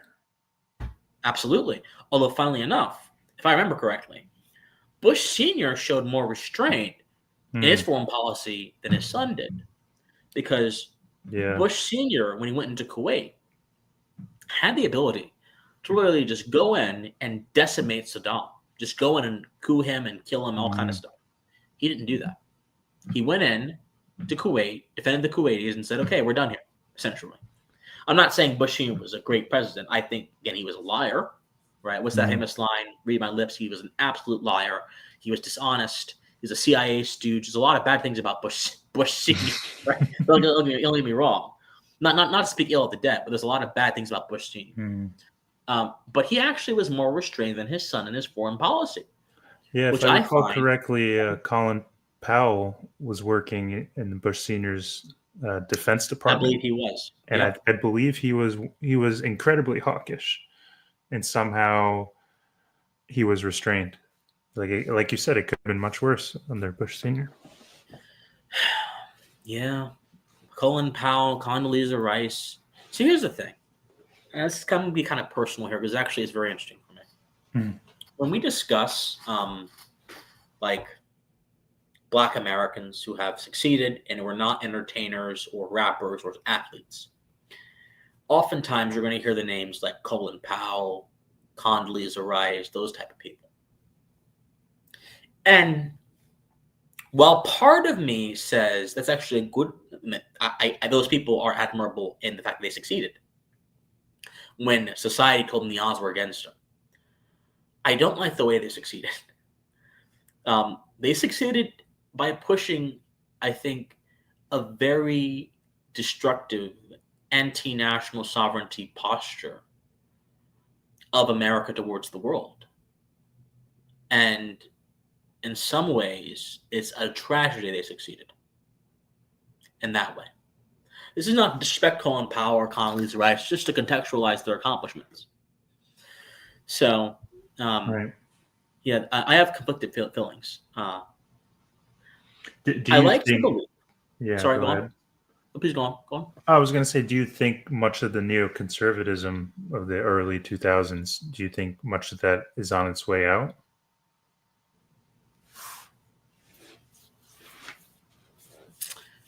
I want to say, okay, in what respect? In the public consciousness or in the Yeah. halls of power? In the public consciousness, which will Yes, eventually affect the 100%. halls of power, hopefully. Most people in America, regardless of their political leanings, Mhm. have no patience for further foreign entanglements, even things Right. like foreign aid. Most people do not at this point in time. In the halls of power, no. Unfortunately, the dominant operative ideology in the halls of power is neoconservatism in some way, shape, and form. It's Mhm. not the same exact thing it was in the 2000s. Actually, it mutated. Right. So let me kind of walk through this. The original, the sort of origin point of neoconservatism, I think in the 50s and 60s, was this sort of mixture of Western jingoistic posturing with this abstract commitment to a kind of moral desire to crush the enemies of America. So the West is great on one hand, and let's go and crush our enemies. And by crushing our enemies, reduce their influence and expand our influence. Because if America's influence is everywhere, the world's better off. This was literally the posture. I'm simplifying it, obviously, for the sake of our audience. But this was the posture of the neoconservative intellectuals that established it back in the 60s and 50s at the height of the Cold War. During Reagan's era, this kind of mutated into, well, let's not crush it necessarily with force. Let's crush it by leveraging rhetoric and by leveraging dark money. This is the whole Iran-Contra thing, the whole funding the Mujahideen and now the Afghanistan thing. Let's do it by doing that. This, of course, led to more entanglements. This, of course, led to a lot of unethical things happening. Then it eventually evolved into, under Bush Sr., let's use force, but let's use it in a more restrained way, which is why Bush Sr. did not go into overthrow Saddam. Clinton kind of continued the ball by getting involved in like Kosovo and all that area as well. He was no dove. Bush Sr. essentially said, we're no longer going to use restraint with our force. You're going to give me as much power as I need, which Congress did with the authorization of use of military force after 9/11, to go in and fight an abstract idea I call terrorism wherever I see fit. And other presidents after me will have the same power to do that as well. So not only are we going to crush our enemies, not only will we expand our influence, but we're going to perpetually correct the evils of the world with American might. This is when neoconservatism reached its height, from 2001 to about 2000. Let's see, the surge happened in 2007. 2015, 2014. Then it began to germinate, to mutate a little bit more. Then it said, okay, look, people are tired of us spending trillions in a foreign country, bombing them, causing instability, and then all of a sudden expecting things to get better. So what we're going to do now, we're going to be a little bit more specific. We're going to use plausibility as a way to push forth our agenda. So that Gaddafi over there, well, he's murdering his own citizens, even though we propped him up for years. We funded him. We gave him CIA training and CIA assets. And the moment Gaddafi wanted to go and create his own oil and have his own resources, independent of the West, he became a threat to us. But even he killed his citizens everywhere. We had to go kill him. Okay, we killed him. What happens? Libya goes into a civil war for all those years. It becomes unstable. A massive refugee crisis happens. The UN and all the countries that were involved in bombing Libya pay absolutely nothing to rebuild it. It only recently got back up on its feet, thank God, right? In the past, 9 years. Then it became even more subversive. Okay, the enemy is no longer the Islamic terrorist. The enemy is now anyone that threatens Western hegemony. So let's look towards China and let's look towards Russia. Okay, how exactly can we fight Russian influence? Well, there's a country called Ukraine that borders Russia. Well, we don't necessarily care about the Ukrainians. We care about what Ukraine as a geopolitical entity can do to push forth our agenda. This is where you get the that Valerie lady in 2014. This is where you get a lot of the things that happened from that point on. The West is not supporting Ukraine, whether you agree with Ukraine or not. They're not supporting Ukraine because they love Ukraine. They're supporting Ukraine because it's a geopolitical asset against Putin. It's a very realpolitik, very simple thing, which is one of the reasons why Biden constantly refused to admit Ukraine into NATO. Constantly. Zelensky came to Russia several times came to DC several times before the Ukraine war started, before Putin started it, and begged to be admitted. He even went to Congress and asked, and Congress said, well, the Azov are a problem. Biden said, well, you got some internal issues to work out. Jens Stoltenberg, the then Secretary General of NATO, said, Ukraine has problems to work out. But the neoconservatism kind of germinated and became more, again, it went back to its more Reaganite form. Let's be passive funders of what we want to see, rather than using force outright. So that's the sort of full circle. That's the kind of phase it's in right now. And I don't think it'll ever go back to its 2000s form, ever. That will never happen. Unless a tragedy happens and the public becomes once more in favor of mass invasions of other countries. I can't see that happening, but stranger things have happened. What I do think, however, is bound to happen is that if those in power can continue to tug on the heartstrings of the American people, and they can continue to make things plausible, right? Make interventions plausible, soft interventions through rhetoric, through money, through weapons, plausible. Neoconservatism in a more zombified form will exist in terms of how we conduct our foreign influence across the globe. It's important to understand. I'm going to stop my rant in a second here. Marco Rubio, our Secretary of State, when he ran president in 2016, he was not someone who even endorsed Trump's limited approach to foreign policy. He was someone who actually very much wanted to have the sort of, as I mentioned, a sort of active, forceful, interventionist role in the world, one backed by the might of American military force. Rubio is actually on a leash right now, which is one of the reasons why I don't want him to become president. Because if he did, he has no more leash and he can do whatever he wants. And trust me, he will not be trying to follow even at least a smidgen of what Trump has done. Let's see. Bob, thank you so much. Let's see. Thank you so much again for the donation. You've been so generous today. Thank you so much. Occupy Wall Street, mostly left, and Tea Party, mostly left, were both in part reactions against endless wars. Regular people need all.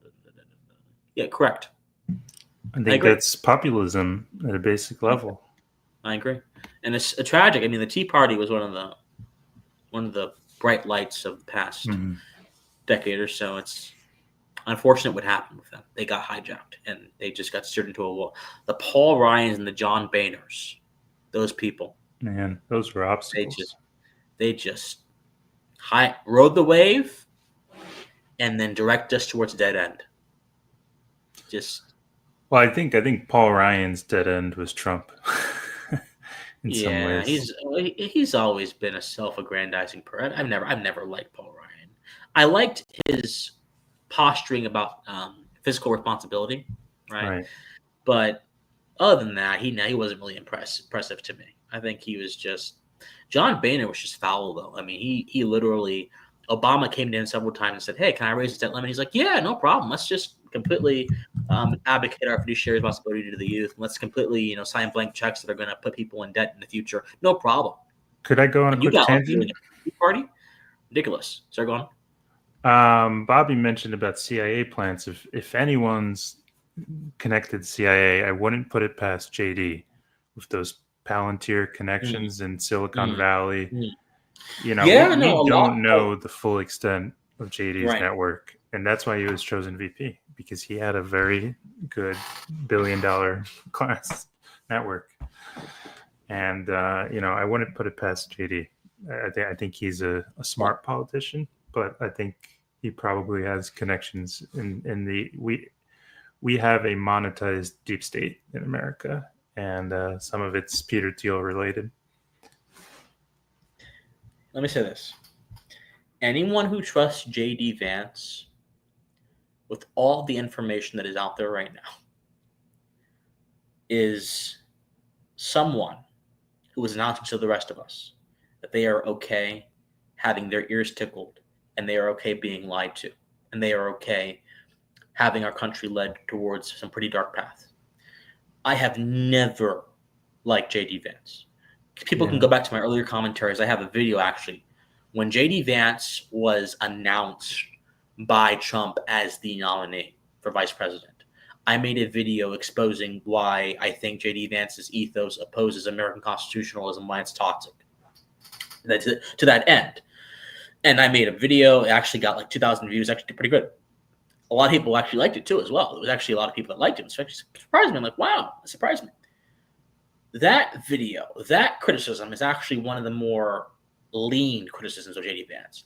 If J.D. Vance was an honest broker in general and only had a few bad positions about America's philosophical identity, I could live with him, although I still wouldn't like his candidacy.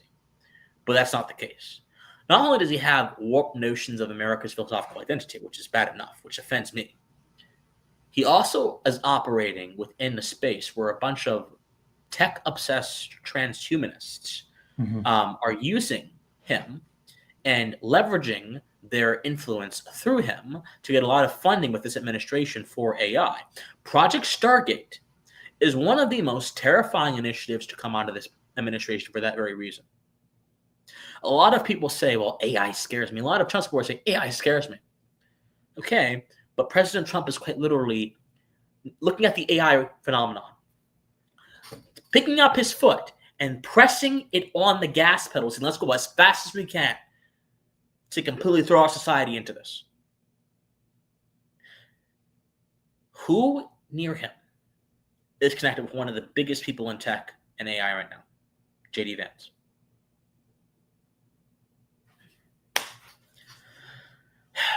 How do I stay so optimistic knowing what I know, my friends? Because I have hope we can course correct. We'll have to save the techno-feudalism topic for another time. Yeah, absolutely. So, no, I don't trust J.D. Vance as far as I can throw him. I think he's dangerous. I think that he is connected with some very unsavory people. I think that his worldview is twisted. Let's hope that he does not become the GOP nominee in 2028. I'd rather take Rubio. I don't know. It's like hemlock, and it's like you're asking me if I want to have hemlock or if I want to have a rat poison. Maybe Rand will run again one day. Yeah, I mean, it's like, I don't know. Both are going to kill me. But, yeah. But, so, yeah, I just... But, hey, look, this is why we're doing what I'm doing with the channel, right? Because I think all of this stuff can be changed if we create a strong culture of the mind and a strong culture of the heart. And that starts by learning who we are as human beings and then taking that knowledge and translating it into understanding how social and political order ought to operate. If we have a culture of philosopher citizens, not ivory tower folk talking about game theory or talking about whatever, abstract thing they use to measure the world. but people rooted in understanding moral duty, rooted in the civic soul, rooted in what is called philosophical common sense.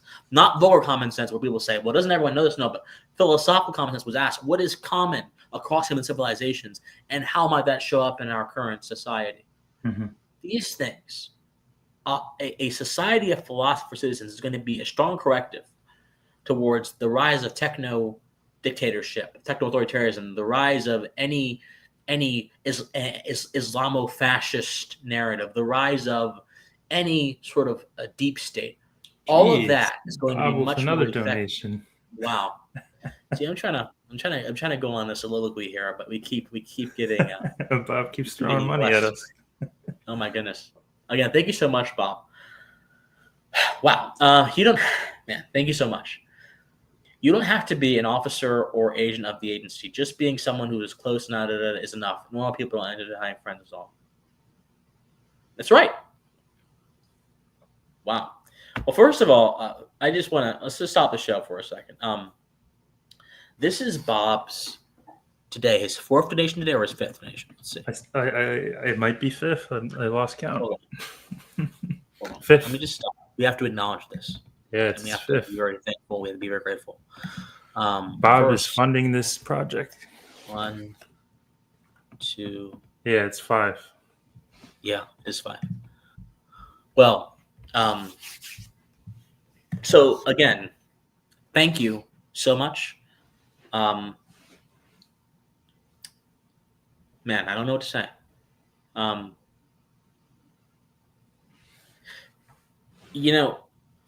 I get in my head a lot, my friends. I get in my head a lot. Do you remember your train of thought before, by the way? I was talking about philosopher citizens, right? Okay. Something like that. Hold on, let me think. What was I saying?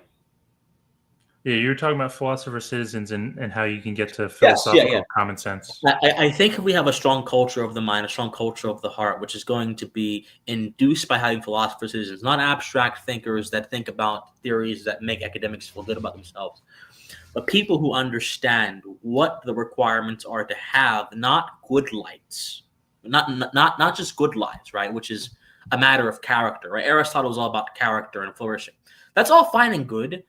But if your conduct is not oriented towards justice, not oriented towards fidelity, not oriented towards truth, your character doesn't matter. To me, there is no distinction between virtue and duty. To me, virtue is the execution of duty, not the other way around. If you're going to have virtue, you must first have duty, and anything else that flows afterwards is going to be all well and good if it's informed by your attachment towards duty. So, having said that, we need to have a society of philosopher citizens that understand duty, that understand philosophical common sense. And having that is going to be the biggest defense against techno-authoritarianism, against sort of Islamic fascism that we were talking about during the stream, against cultural corrosion, against a vicious political order, against a pacified social order. Having that strong basis. Because the common sense doesn't just say, we know all this to be true. The common sense says, here's what has been observed throughout civilizations, throughout history. And here are this common thread that in almost any case is required for us to live justly. And here's how we can apply it in a powerful way that those civilizations couldn't even imagine doing so. We need to have a society of philosopher citizens. Because Machiavelli kind of admitted this in The Prince, that there is a relationship between the success of a ruler and the knowledge of his people. He said, the people remember their ancient freedom. You cannot conquer them. You must destroy them. Why? Because people that remember ancient ideals, people that know who they are, people that know what they are and know how to apply it, will not be pacified. They will not enable political order to be tyrannical. They will not enable unjust uses of power. They'll have a fire inside of them that moves them to correct even the slightest of grievances that might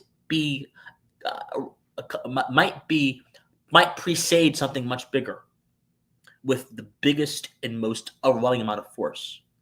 That sets an example of what is acceptable to them, what's not acceptable to them. When folks say the founders were petty by throwing over tea in the Boston Harbor, I say no, they weren't petty. In fact, they actually took much more than they should have taken, to be honest with you. But compared to what we're taking right now, they responded to things that were relatively small. They were philosopher citizens. Many of them may not necessarily have been academics, but they were quite learned in their own ways. They knew what it meant to have respect for your neighbor. They knew what it meant to have basic social virtue. And that informed how they were going to treat the political order, even the political order of a country they had been attached to for a long time. Their ancestors had been attached to them for a long time. That's how we're going to fix this problem. That's how we're going to fix this problem. It won't be through a political program. It won't be through a president. It won't be through a personality.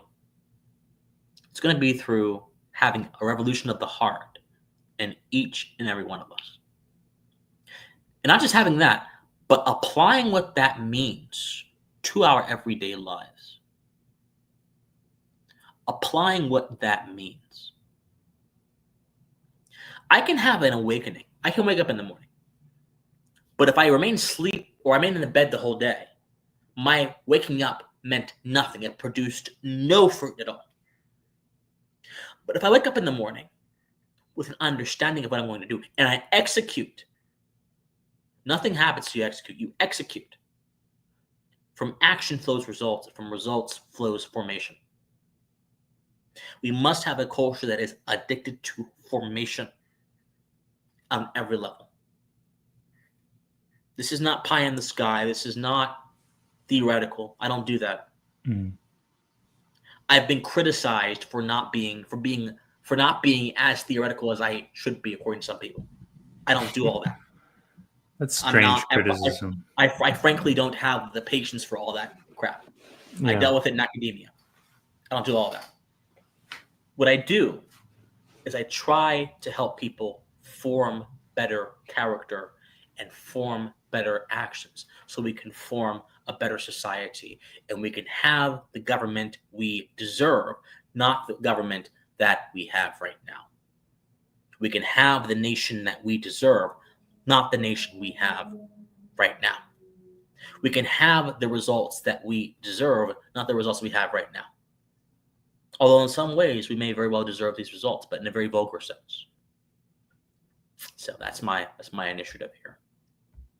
Hello, Rob. Oh my gosh, it's been so long. It's been so long. I'm so happy you're still around. You've been around for a long time. I hope you're doing well. Hope life is going good for you as well. It's been a very, very long time. Hope you're still doing good, my friend. We should catch up. We should catch up sometime. I hope you're still doing good. So, yeah.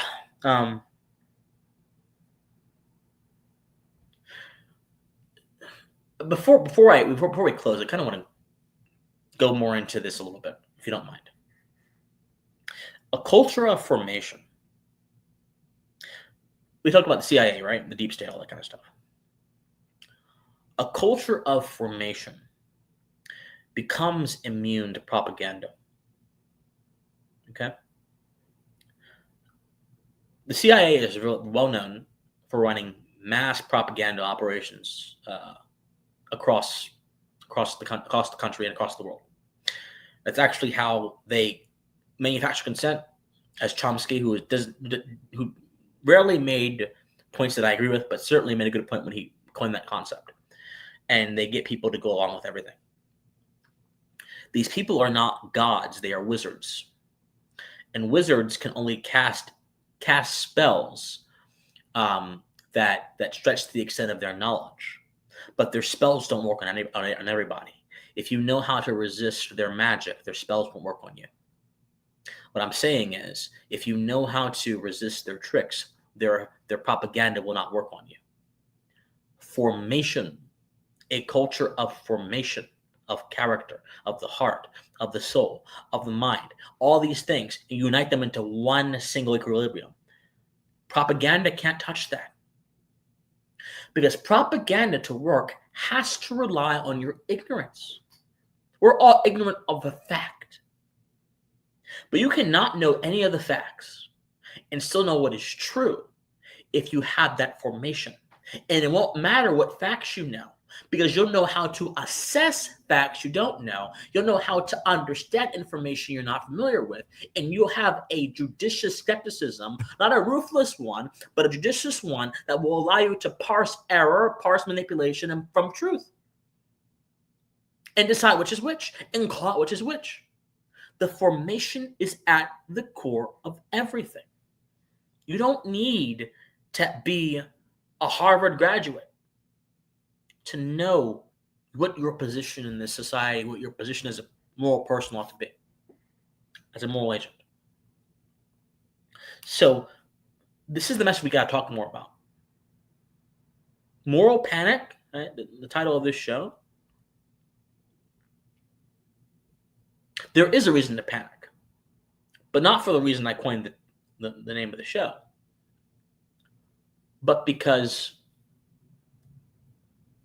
our role as moral agents has been suffocated beneath a bunch of distraction, a bunch of crap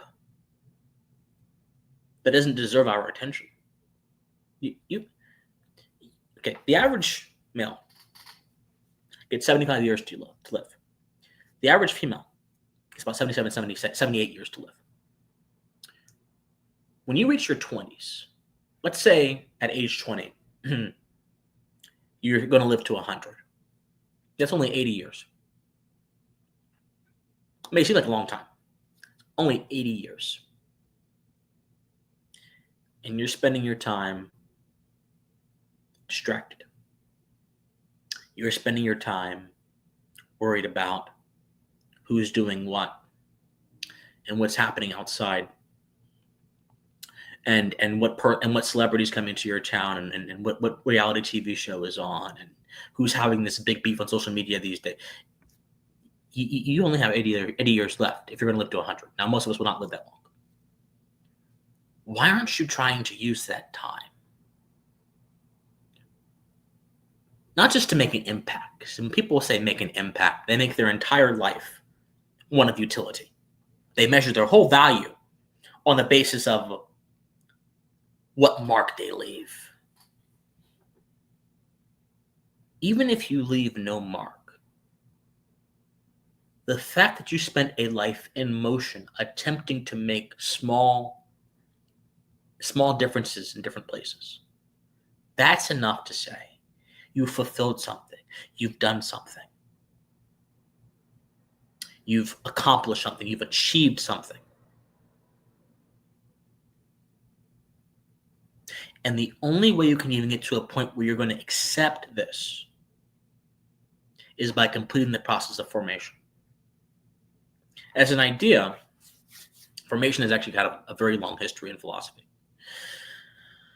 The ancient Greeks had this idea. Okay, let me not say that. That's a very broad term. Plato had this idea, right, of having a virtuous self, virtuous soul, controlling the passions, all kind of stuff. Aristotle had this idea of flourishing eudaimonia, virtue as a public practice, things like that kind of stuff. This idea germinates throughout history. Nietzsche, who you like, Nikoji, he had this idea in the Thus Spoke Zarathustra, sort of process of becoming, where someone, I think, begins as a child. They born into the world. They become a camel. They carry around the weight of society, the weight of the knowledge they have on their back, and they just walk around with it. And they're burdened down by that. And then they become a lion. They just tear everything apart and just go crazy and guttural. Well, what Nietzsche is describing is a form of formation. Not one that I particularly agree with. I think is healthy, but it's formation. What kind of person you become and what that leads to. Right. And even if you have no impact in the political world, simply being able to accurately assess the quality and integrity of what you do elsewhere is invaluable for your own peace. As I speak to you, I'm speaking to me, by the way. Right? Take your own advice, right? I'm speaking to myself. Nikoji, I've gone on a tangent. I'm sorry. I don't even know where I was quite going with that. It's fine. No worries. People enjoy it. Yeah. Where was I going with that? Okay. I think the broader point is what I said before. If you want a better politics, it begins by what we as people consume. And it ends with what we do with that information, how we apply that to the real world. That's the long and short of it. And that's what Bobby was getting at. I think you guys are in full agreement that it's revolutionary in spirit, to quote Bob. Yeah, sorry. Calling him Bobby by accident. The tree of liberty is looking parched these days. Yes, it would. Yeah. For those of you who don't know what that reference is to, Jefferson, after was it the Whiskey Rebellion? Not the whiskey. It was a different rebellion where the veterans weren't getting paid for veterans who fought in the Revolutionary War under Washington were not getting paid their dues, and they got mad about it and they did something about it.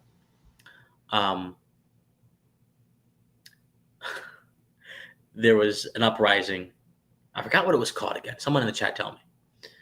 And after the uprising, Jefferson said, in a way that only he could make seem not insane, he said, the tree of liberty needs to be renewed by blood every now and again. Right? I have a feeling that Jefferson and I would have been great friends. With he was really out there. I found Can you imagine if you write that these days? You'd be put on a terrorist watch list. Yeah. This is the guy that's like a horrible movie. Yeah, this is the guy who purchased Louisiana. Yeah, the tree of liberty needs to be renewed by blood. So, though in the abstract, he was making a point that I think beyond my funny bone being tickled there. He was making a point that I think is actually very important. The seed of liberty, right, is not merely being able to act in a way that abides your conscience. The seed of liberty comes from first understanding who you are as a person and under what conditions can your actions be well ordered, and how those conditions place a obligation upon political order and others in society to abide by them. And every now and again, someone will transgress those conditions, and by doing so, erode the context in which your action becomes truly free, and it becomes well ordered, and by doing so, threaten your liberty. So someone doesn't have to literally put you in chains to threaten your liberty. Petty tyranny exists too. Tyranny of the mind exists too, right? I have several videos coming out titled "Tyranny of XYZ," tyranny of the future, talking about how the techno lords want to kind of put a cage around all of us digitally. That's the kind of tyranny that threatens your liberty as well. Tyranny of the moment, how algorithms restrict your focus and lend you over to passivity. That's the kind of tyranny that affects your liberty as well. There are so many different ways. There are hard ways, like imposing a law upon you, taking your property, all kind of different stuff. And then there are soft ways, breaking your focus and putting you into passivity, that all attack your liberty. So what Jefferson is saying is that you can't defend your liberty by sitting there and just hoping things will go well.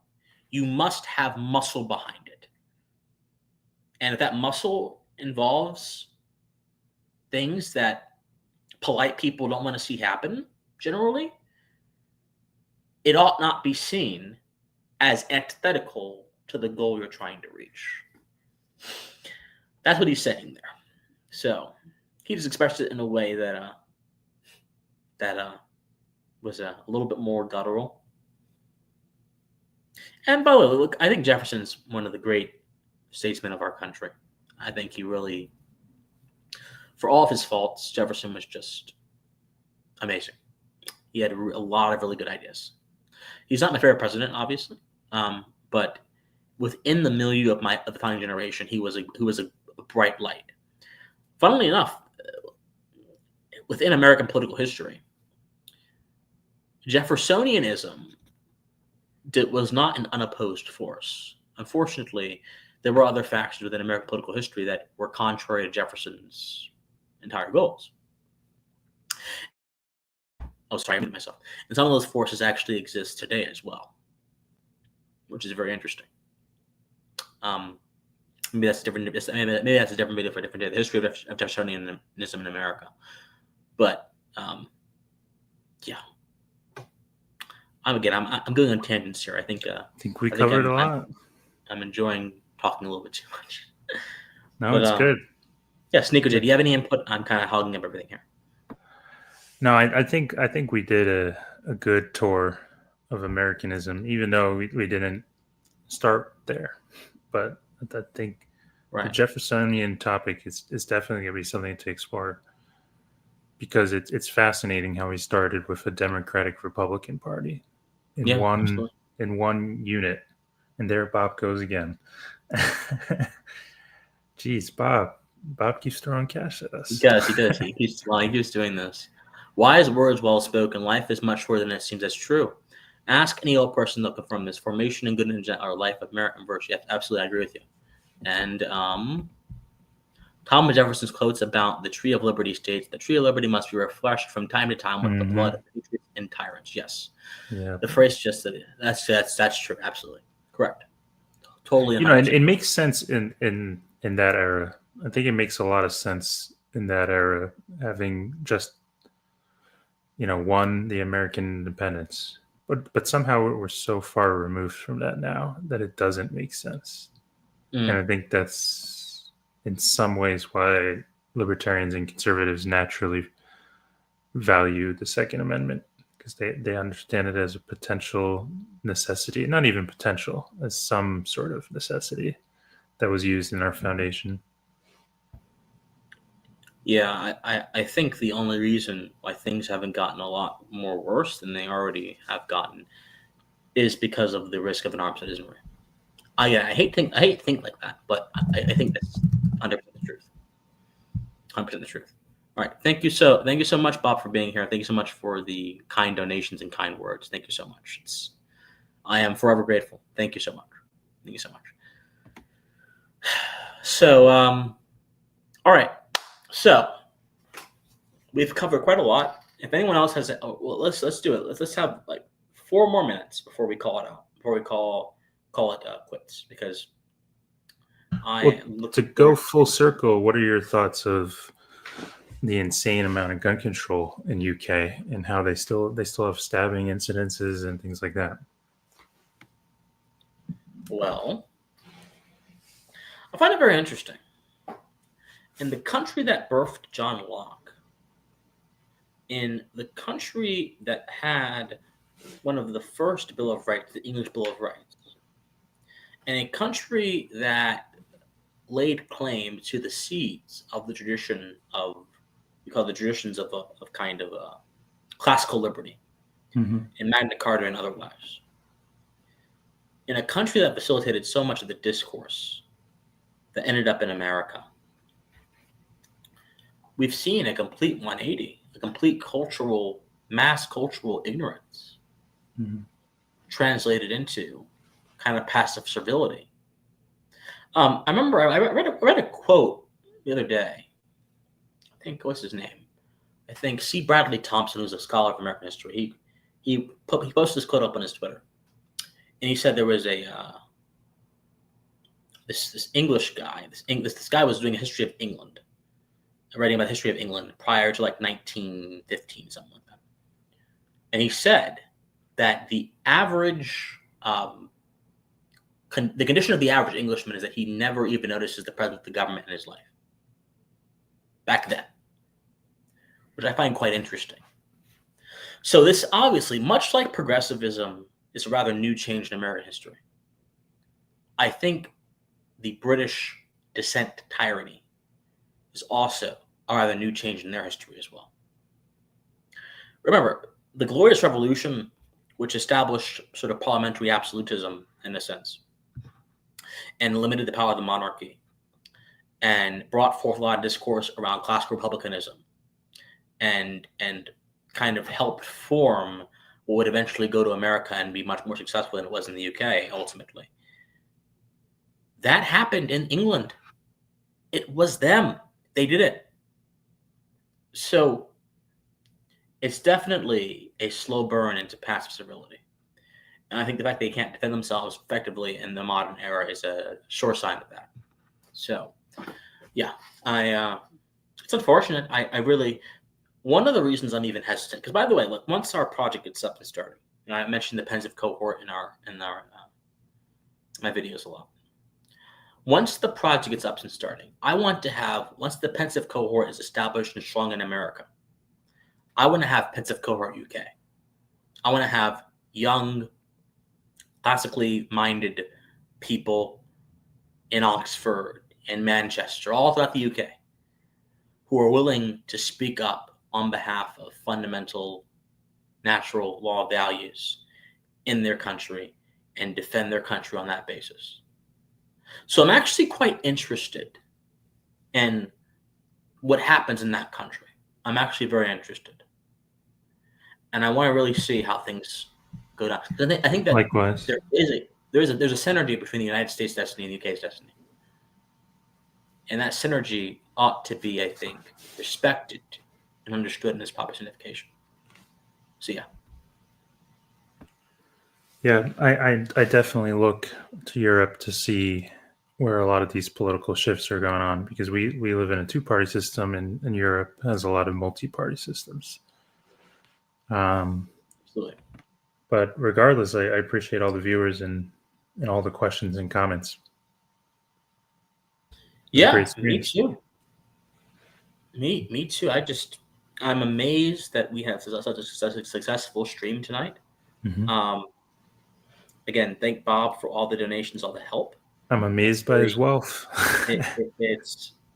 It's really, as I say, I get in my head a lot. Mm-hmm. I get in my head a lot. And I oftentimes do wonder about the value in what I do and the value in what I bring to the table. And it's very easy for me to listen to people or listen to ideas that discourage me from doing what I'm doing or ask me to change or whatever. Mm. But when things like that happen to me, when someone like, and anyone who comes up to the stream and chats in and engages with us, supports us through comments or through money, no matter what it is, I get over myself and I realize, there actually is impact in this. There actually is importance in this. And I don't have to change. I don't have to become more exciting. I can just be Christian Watson. And I think you can just be Nikoji. And that's all. That's all it's going to be. So I'm very much, after tonight, I'm very much motivated. I didn't know we would go past 2 hours, and I think we had an amazing stream. So I appreciate the viewers once again. Me too. So, Mr. Nikoji, tell everyone what's going to be happening with your channel in the near future. You have anything coming up? I need to do my own planning. Yeah, nothing in the short term, probably, because it's easy to have an idea, and the execution and it takes a lot of energy. It does. So I hope you guys have a new Respect for Christians project in that same way. Yeah, it takes a crap ton of energy. Yeah. Even to get on this live stream and talk for as long after doing an 8-hour shift, Crazy. getting up at 6 a.m. Actually, not Crazy. getting up at 5:20 a.m. Getting to work at 6 a.m. Dealing with a bunch of nonsense all day. They coming on and doing this with no notes. Yeah, it takes a lot of that. So, I'm looking forward to just once I get off this, just planning for the future, planning for tomorrow. I can announce that we are going to have videos throughout the week. I can announce that. I'm announcing it now in public, so I'm held accountable. I have some time off, so I'm going to take that time off to plan, schedule, and execute. Because what we have is far too important to allow anything, whether it be self-doubt or criticism, to overtake. What we have is far too important, way too important. So we're going to execute. We're going to execute, and we're going to execute with purpose. So I hope all of you. The very next video coming out, I can announce, is the Colbert video. We're doing a video about Colbert's cancellation. I'm not going to criticize Colbert as a person, like most people are doing. You'll have to wait to see what the video is going to entail. Some people already know it's going to entail, but it's not going to be about Colbert. It'll be much deeper. And it's going to start an amazing week of content. I also have a new project I'm going to be doing that I'm not going to announce quite yet, but it involves something happening in our culture right now that I find very concerning. It involves a figure in our culture right now that I find very concerning. And it involves a strategy to destabilize their impact and win converts for civic conservatism, natural law conservatism, as I have so branded it. So more will be coming out about that on Friday. So stay tuned about that as well. Mr. Nikoji, do you have anything you wish to say before we close off? Just 2 words. Stay pensive. Bye, everyone. You have a great night and have a good rest of your Sunday. Bye-bye.